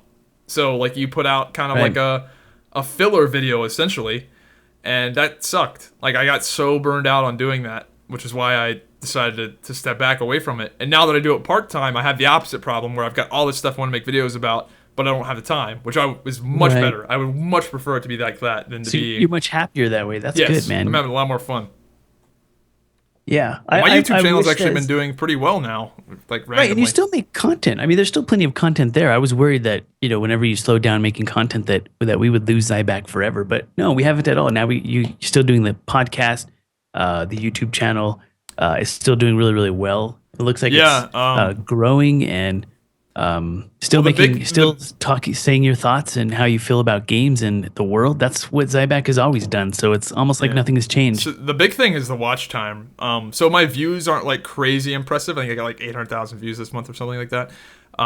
But the watch time is crazy. Like people are watching this stuff for a really long time, and that's what actually matters on YouTube. Yeah. Like views really don't even matter that much anymore. It's all about how long people are watching. And that comes to getting paid, that comes to the algorithm, that comes to search results. All of it is all about how long people are watching. And people are watching a lot, which is, I don't know, it feels good. Like my average great, watch man. time has been going up month after month after month. So it's nice to have some success in that area. So how long do you like to make your videos for? I'm just curious. Like, do you shoot for something specific in terms of like duration and So one thing I've been doing recently is I've been making really long videos, and they've been doing really well. Like insanely long. So and this is probably not something that's gonna last, but right now there is a big shortage of like Feral Arena Legion footage. Right, there's just it doesn't exist because a lot of people don't play the spec because they changed it, and I feel like it's pretty hard to play. So there's not that much stuff out there, right? So I've been doing these arena dump videos where I just dump raw footage of us playing threes with the voice communication on. So really, you And don't cut in between or anything like that. I do You cut just- in between. I do cut. I don't want to like just show AFK stuff, but I go and I take my whatever 6-hour recording and then I just cut out the dead spots, and it'll be gates open, scoreboard screen, show the damage done. Next game, cut, gates open, and it's just game after game after game, bam, bam, bam, bam, bam. for like 2 hours, 2.5 hours of footage. Dude, wow. And Dude, that is and people are watching the shit out of it. Like I expect it. And what's fucking cool is that people will start watching it and they'll get like 30 minutes into it and then they'll click it off and then they'll come back. Like that's exactly what I want. So it's kind of like, instead of making, because what most people do, I think the traditional thought, I guess, has just been, break them up and make a shitload of videos, 10 or 20-minute videos, and just make a whole bunch of videos. Right? I tried doing that one time, and I think that's what a lot of Minecrafters and other gamers will do, is they'll have an all-day gaming session, maybe even do some collabs. Those Minecrafters, they'll do that where they'll like record all day long, and that'll give them like a week's worth of videos, because they'll just cut them up. But now you're saying, make just one really long video. Somebody will actually come back to it. It might get multiple views, and it has some of that is because it's more efficient for me, since I do YouTube part-time, to just make one big video of all the, like, it's faster because there's only one set of one thumbnail, one set of tags. Like, there's not all the managerial shit of making 20 videos. So there's that. But I also think I think people appreciate these long videos right now, because they don't really exist, and they especially don't exist when it comes to Legion, Feral, PvP. Like, I got a fucking monopoly on that by default because no one else seems to be doing it. So that's cool. You got a little niche kind of. But I also do the arena commentary. So what I do for the arena dumps is I show almost every single game. Almost every single game gets posted. But when there's like a crazy match where I do something cool, or we make like good plays or whatever, then I'll do like the standard commentary, like breaking it down. So yeah, I've been doing that. Dude. People seem to be enjoying it. Yeah, I think there's like probably so many reasons why I think that works as well, because sometimes when I'm watching a channel and I just let it play, I think people for the most part just want to let it play. People can watch live streams for hours and hours, and sometimes YouTube is a little bit different, but it could be the same too. Maybe somebody just got your channel on in the background. They want to see all of your updated videos. And there's a chance that at the end of the video, it might just like play some other random video, right? Like that's happened to me sometimes. I'll be on like watching Drama Alert or something, and I just want to watch them all because I haven't watched it for a couple of weeks, and just want to let them play. And then I'll get like some other dumb video that starts playing because I'm not playing it through a playlist. So if you just like make one long video, people just watch it. They're doing whatever they're doing in the background. They get to like hear the commentary and and all that. So yeah, it makes sense, man. I think YouTube is changing, and maybe you're onto something with longer videos. I talked to Wow Hobbs, and he is really good friends with Boogie. You guys know Boogie. Yep. Huge YouTuber. We're probably one of the biggest. And so we'll talk about YouTube every once in a while. And they also mentioned that longer videos are getting a little bit more popular. And for people to understand that if you do a 10-minute video, you get more ads and stuff. So a lot of YouTubers are doing that for like monetization and whatever. And I think that the community kind of looks at that negatively, like, oh, this YouTuber's like made an 8-minute video with 2 minutes of black at the end, or 2 minutes of nothing, so they could hit the 10-minute mark, so they can monetize it harder. So you can't really do that. That's one thing. Yeah, but YouTube's gotten smart though. Go ahead. Sorry, I cut you off. Oh no, I definitely want to discuss that, because that's a huge part of YouTube right now, and people are catching on to what tricks YouTubers are doing, But it's not just about making longer videos. People actually like longer videos now, and at least the bigger YouTubers feel that some of the longer videos are also doing better in SEO. For search engine, for the the YouTube algorithms are kind of picking up and favoring the longer videos a little bit more. Maybe because they have more content, or there's more investment in them. Oh, it's all about watch time. Whatever the reasons are. Watch time. There you go. Watch time. I was talking about earlier where I said views don't even really matter that much. It's all about watch time. That's the only thing that really matters. Like, I've had videos that haven't gotten that many views but have monetized very well because people watch them for long periods of time. Like that stupid ass cheeseburger video. Time. Yeah. Excellent monetization on that thing, because people watch the hell out of it. And Google wants to put ads on the stuff that's being watched a lot, obviously. Yeah. On the higher quality videos, and that's how they determine the quality of the video, is by how long people watch it. Zybak made that hamburger video before there was social eating on Twitch. Like he knows the trends before they even happen, and now there's social eating, and everybody just sits there and watches people eat. It's kind of hilarious. I did my first social eating stream the other day. So I have a mobile stream where I take my phone, and I have 2 phones, and I put them on this little camera rig, and one phone streams while the other phone shows the chat. And so I take my stream with me to Walmart. In fact, after this podcast, we're going to go do a Walmart stream. I did a McDonald's stream the other day, and I just take, wherever I'm going, I just take the phone with me and I stream to my OBS, and OBS, and it just streams over my OBS using the Super Stream system. The Psynaps Super Stream system, that's actually a plug. I have it available for download on the Psy Shop right now. Those of you guys that are interested in RTMP streaming. I love streaming. I'm not trying to be rich like a businessman on streaming technology. I don't intend to do that at all. But over the last year, I kind of developed a system, and we've been working on it. And so you know how to make shit, man. You just know how to make shit. But I learned. You know where I learned? I just YouTube. read. I just researched on YouTube. Yep, OBS forums, and I figured out how to make it. It's all free stuff. Anybody can make one. Or if you want to use mine, I'll sell you mine. You can buy it on the Psy Shop. It just promotes my content. And so I'm going to take you guys with me later on if you want to come with me. Yeah, that's cool, man. I wish I had the discipline to do that. It's just, I don't know. You're definitely in a spot where you know how to do a lot of cool shit that I think you could market if you needed to. Sure. So how old are you by chance? I asked, and I don't think you. I never say my age. I don't know why. I like girls usually do that. They never say their age. But what I like to do is I like to tell people to guess how old I am. But I am in my 30s. Well, I was gonna deduct it with you said you were in your with your wife now, I guess. Yeah. Yeah, you could, right? Years? You could do the math right there. Yeah, 23 years. And I'm assuming you met when you were like 16. We got together maybe like in middle school-ish. Oh, in middle school. So I don't remember how old I was in middle school, but so you're whatever, 14, 15, 35. Probably. Yeah, pretty good.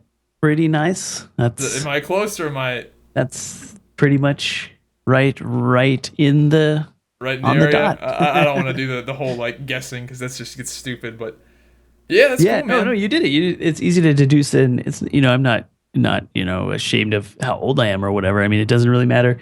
I always believe that you're as old as you feel. And one good example of that, I think, is, look at Swifty. Dude, that guy's younger at heart than I am. Most probably. people in their 20s, 20s and 30s. And he's a lot older than us. I'm not going to say how old he is, but it's pretty common knowledge. He's a lot older than us. So, and it's us. It's that genre, you guys that are in your 20s and 30s, and I have people in the stream that are in their 40s, like all different ages. I think most of my demographic is definitely between 24 and 35, and then the next biggest demographic for me is like 18 to 24 kind of thing. So I was getting ready to say that. So when I look at my YouTube analytics, my primary audience is older than I am.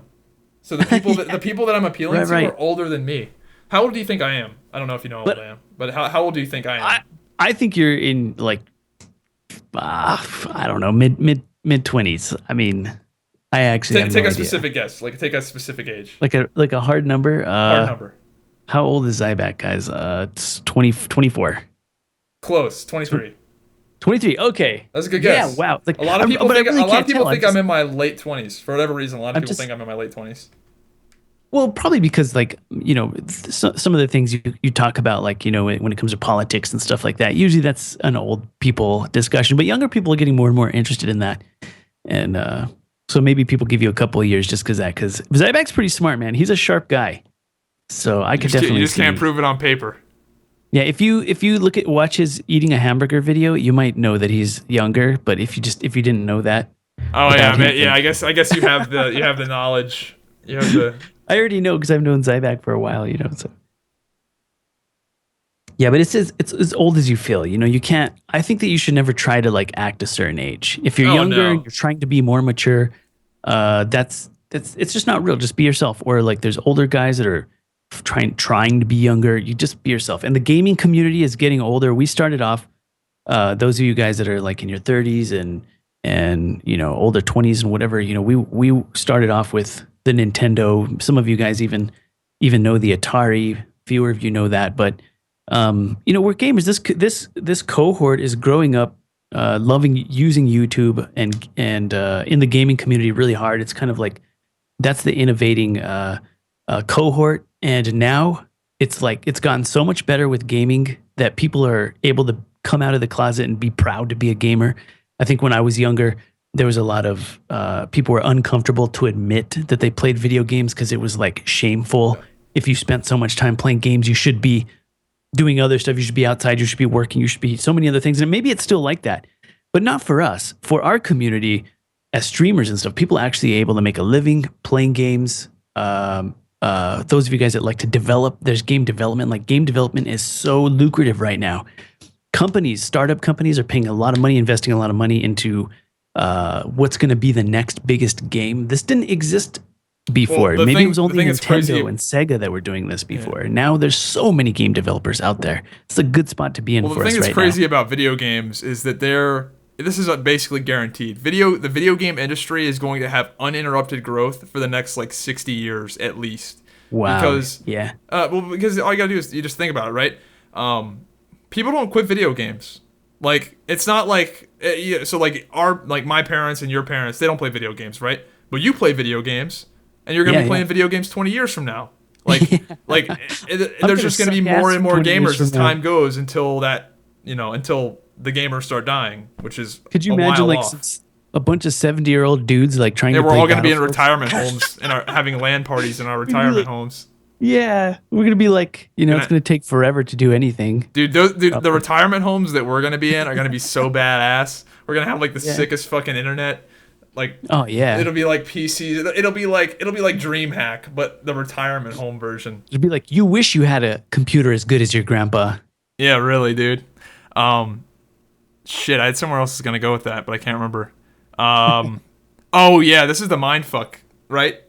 So what's crazy is I started playing WoW when I was 12 years old, and now WoW is 12 years old. So there is a chance that I am playing with people that that's just such a mindfuck. You've been playing WoW for more than half of your life, basically. Yeah. Well, I think it's crazy that I can potentially be playing WoW with people that didn't exist when I first started playing. So I started playing when I was 12, and now the game is 12 years old. I think it's 12 years old now. I've been playing Feral Druid since before you were born, son. And that's actually something that is probably happened a lot. Like I'm sure because I know when I was 12, that's when I started playing WoW, and now I'm playing WoW. Dude, that's a with trip. People that didn't even exist when I started playing. So a lot of people kind of are worried about. Since we're talking about like ageism here, this is an ageist discussion, but it comes up, because people feel like as they get older, they feel like their reaction times are not as good and stuff. And a lot of younger people coming up are like really fast, just like really great gamers. They've been playing, you've been playing since you were 12, and now these kids have been playing since they were, 2. And that's real. I have a son, like my son. I play WoW with him, and I'm trying to teach him how to be more independent and be confident in the game. And I run him through dungeons and stuff. He's 4 years old, and we call him Future Rank 1 Gladiator because he's in training to be Gladiator. And Zybak agreed to be his Druid godfather, to train him. So it's like now these kids like him. Can you imagine, dude? If we keep on him and encourage him to play, I feel like you're gonna be like I feel like it's gonna be like that stereotypical parent, like like the sports parent, where like the dad is really into football. Good. You're gonna drink that damn energy drink, and you're gonna eat those Doritos, and you're gonna like it. If he doesn't want to play WoW, I don't give a shit. But could you imagine, like, dude, kids are playing, and maybe they're being pushed to play. They're going to be like really competitive. Oh, yeah. They're going to be like amazing. They're going to be better. So this is the thing, like the internet, I think the internet in particular, the young kids now that have had access to the internet since they were a kid are going to blow us out of the water. Like they're going to start off at such a different level, having all this knowledge. Like I feel like I grew up in the perfect time period where my childhood wasn't trivialized by the internet. But internet porn was awesome by the time I was like 13. It was like perfect. It's like Santa Claus. Like, how can kids believe in Santa Claus now? Like, how can you believe in Santa Claus as a kid now? It's just like, is Santa real on Google? Nope. Right. Like, I feel like being a parent is hard as fuck now because you can't bullshit. Like, thinking back to like when I was a kid, like my parents would just bullshit all the time. I'd ask them a question, they obviously wouldn't know the answer, and they would give me some Right. bullshit answer. Like you can't do that as a parent anymore. I know. They'd be like, No, I think "You're that's full of shit, though. I think that's the Dad." thing. Yeah, that's accountability. I think the kids should be like, I don't think we should lie to kids. That's just like a parenting philosophy. Every parent has a different philosophy, and you can argue and discuss it, forever. Because everybody grew up just a slightly different. When you grow up, you kind of take on those things, the things that you liked and the things that you didn't like. You kind of adapt as your parenting philosophy. But honestly, for kids, I think, and I like to treat kids with respect, because I don't know if you remember in high school where adults just like disrespected kids just because of their age and just assume that they're stupid because they're young. Like honestly, I think the kids are really, really smart. They're inexperienced, but they're smart because they have the internet. They have, like I told you, like they're doing things.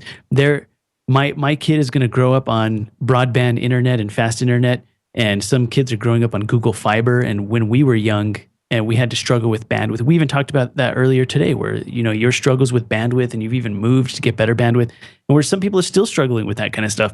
Kids are growing up into like Google Fiber with all this information. Well, I mean, the main thing So is I that think you got to really like teach them to use it and be accountable for information. Teach them how to like access information. No more lying, no more Santa Claus and stuff. Like there's other magical things.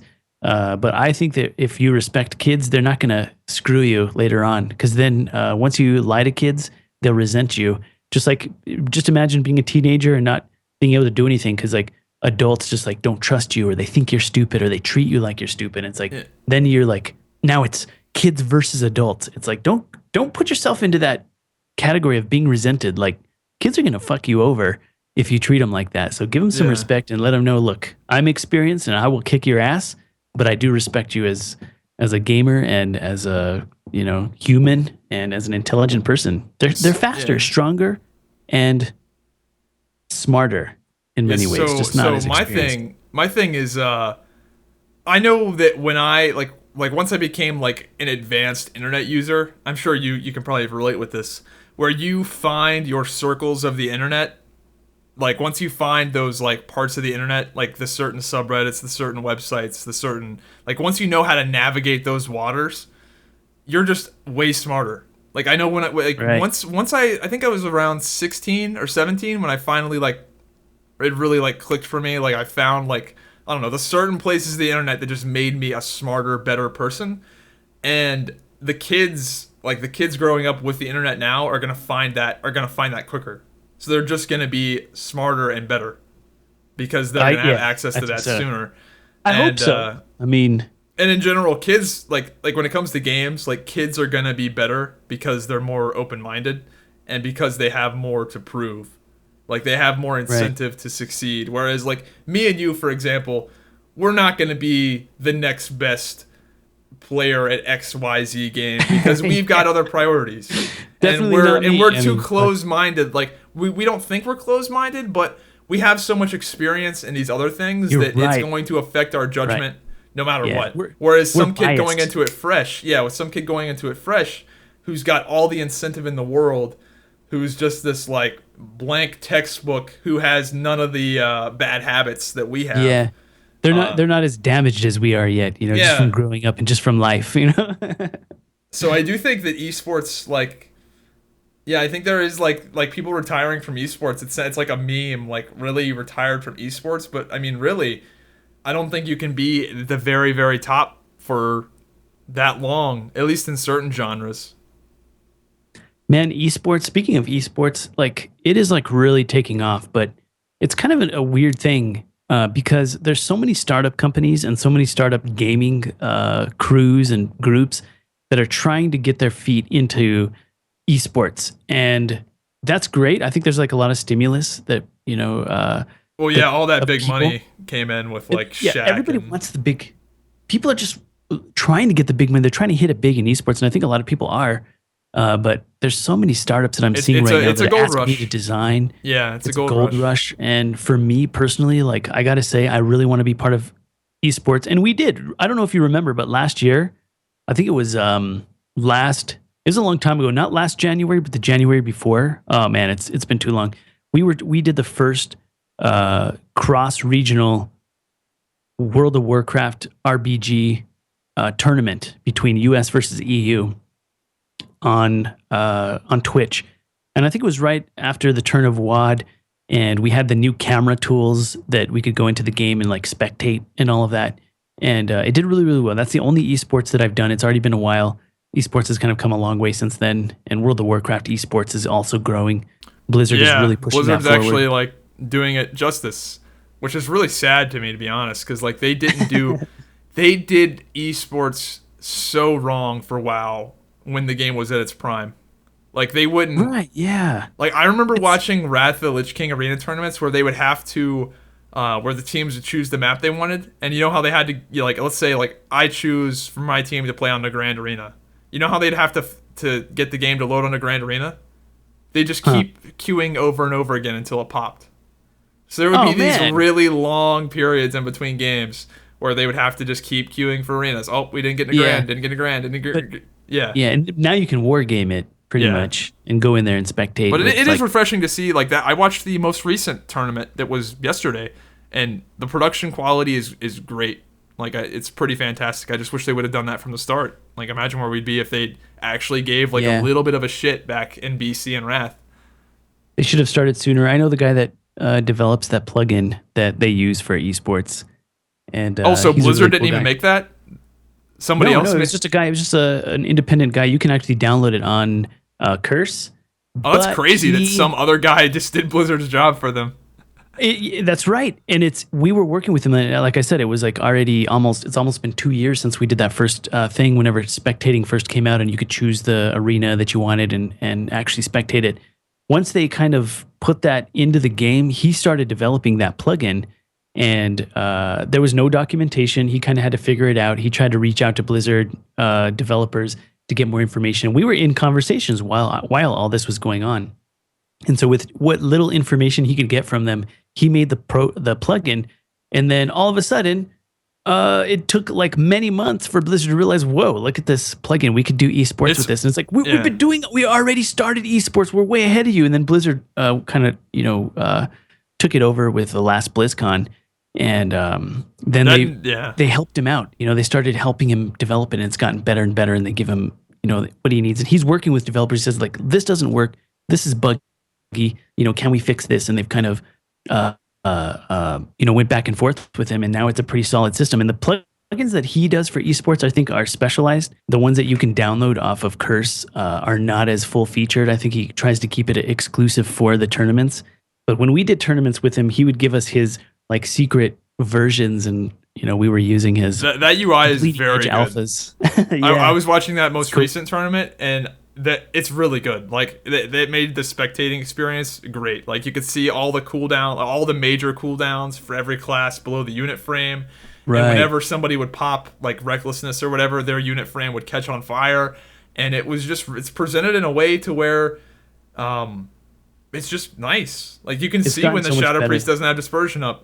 You can see all that stuff. Yeah. I mean, WoW is still a very hard game to spectate because you just need to know. So like you almost need to be a good player to have fun watching it, and spectating it or commentating it is hard. Like it's funny how literally some of the best players in the world are the only people that could commentate WoW arenas. Like you couldn't get some normal guy to do it. Like they just couldn't do it. Yeah, we've seen that definitely. And you know what? I have a secret. I'm not going to tell you, but I have a secret idea. I mean, I'm not going to tell the podcast, but maybe I'll tell you later. I have an idea for World of Warcraft esports that will change esports forever. It's a really trending topic right now, and nobody's really talking about it. In WoW? It's something that we can do in WoW. It would take some work either from a developer or maybe some implementation by Blizzard, but it's just the way we visualize esports. You could probably guess, but I'm not going to say specifically. I'll tell you later. But I don't want to say it because I don't want somebody to scoop my idea. Somebody's probably already scooped it. But I think we have a lot to look forward. We have a lot to look forward to. MLG pet battles. Esports. It's MLG pet battles. I there fucking cracked the code. Yep. Zybak called it, man. This guy, he calls the trends before they happen. So, no joke. All right, man. We're right at 2 hours. If you unless you have something else you want to bring up, I don't really have anything else. I can't believe it, man. 2 hours already. I got to say a huge thank you, Zybak, for inviting me to be on the podcast. I had a lot of fun. Yeah, it And kind of is a little bit of a bummer that the other guy, I think you would enjoy having him on, but he apparently really severely injured himself. I hope So he's all right. So yeah, best yeah, wishes. I wish we would have had him on, but I think we still did all right.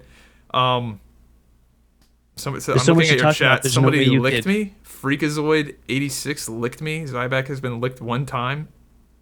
Oh, nice. You're getting a What? lot of love in the chat. That's good. Yeah. Congrats. All right. Well. It gets a lot worse than that. I mean, Oh boy. some of those commands would get a little. My chat's really weird, dude. I love the internet. I'm a pretty weird dude, but like I love the fact knowing that my chat is way weirder than I am. Yeah, my audience is full of degenerates. Like, and they're they're Yeah, proud of it. They're proud of being like it's complete shitlords, a which good is thing. hilarious.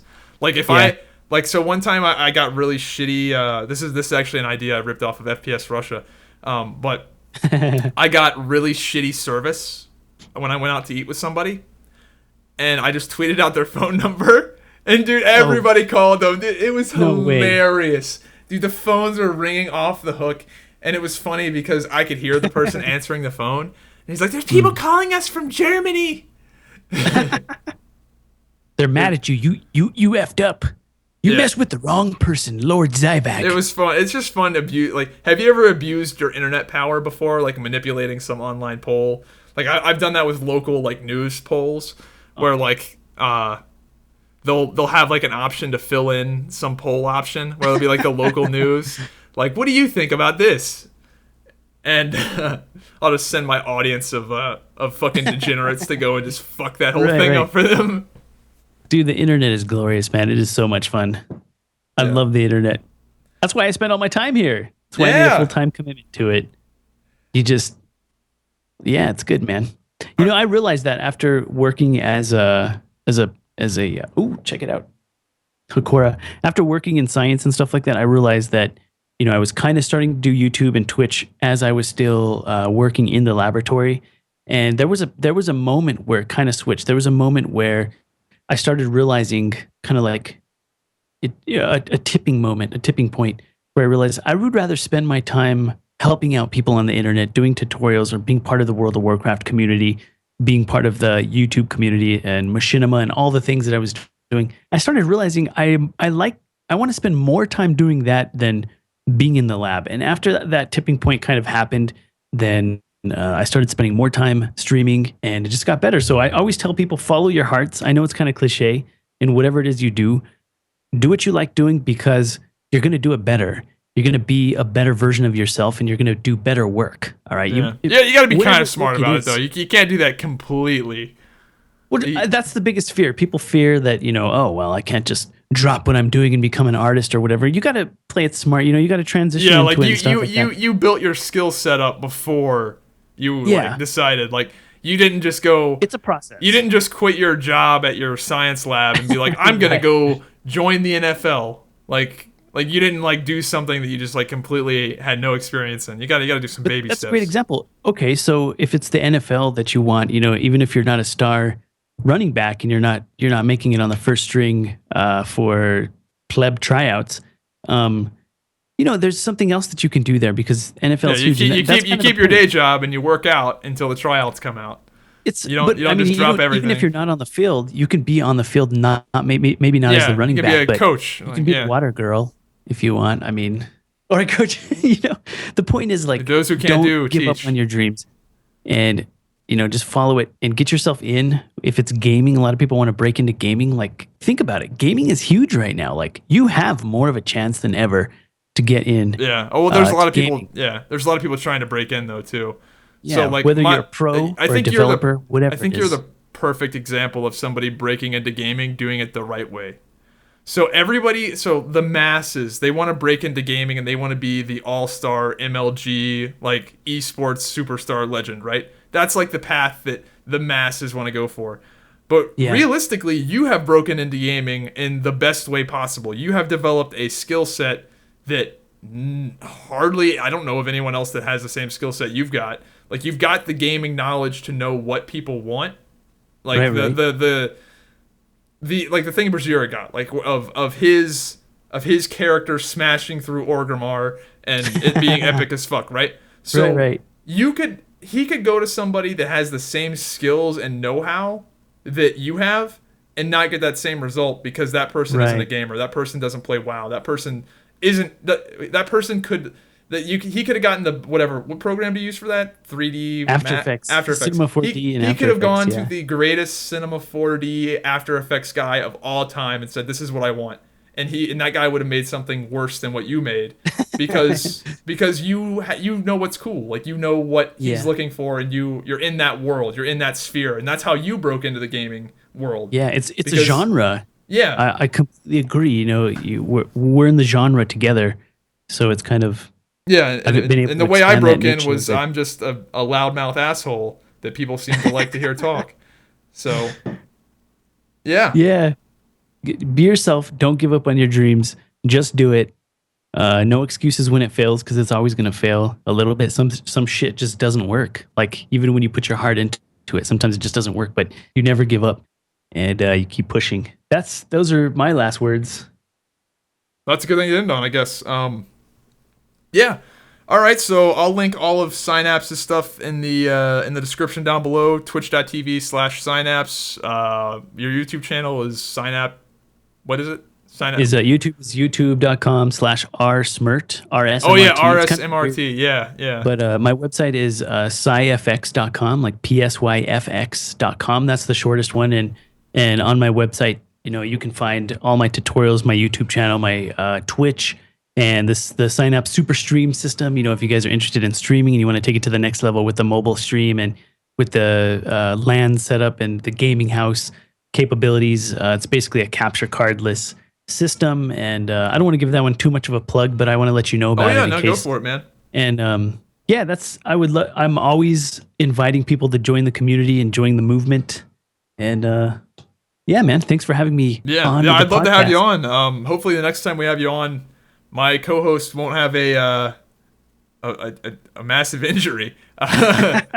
Jeez, man. Yeah, yeah, I think you'd like. I think if we had him on here, it'd be even better. So yeah, I'm looking forward to having you on again. Be sure to check out Synapse. Hope you guys enjoyed Hive Mind number whatever the fuck this is. I have it on my phone. What is it? I think it's 46. 46. And I'll see you guys again Nice. next week. Peace.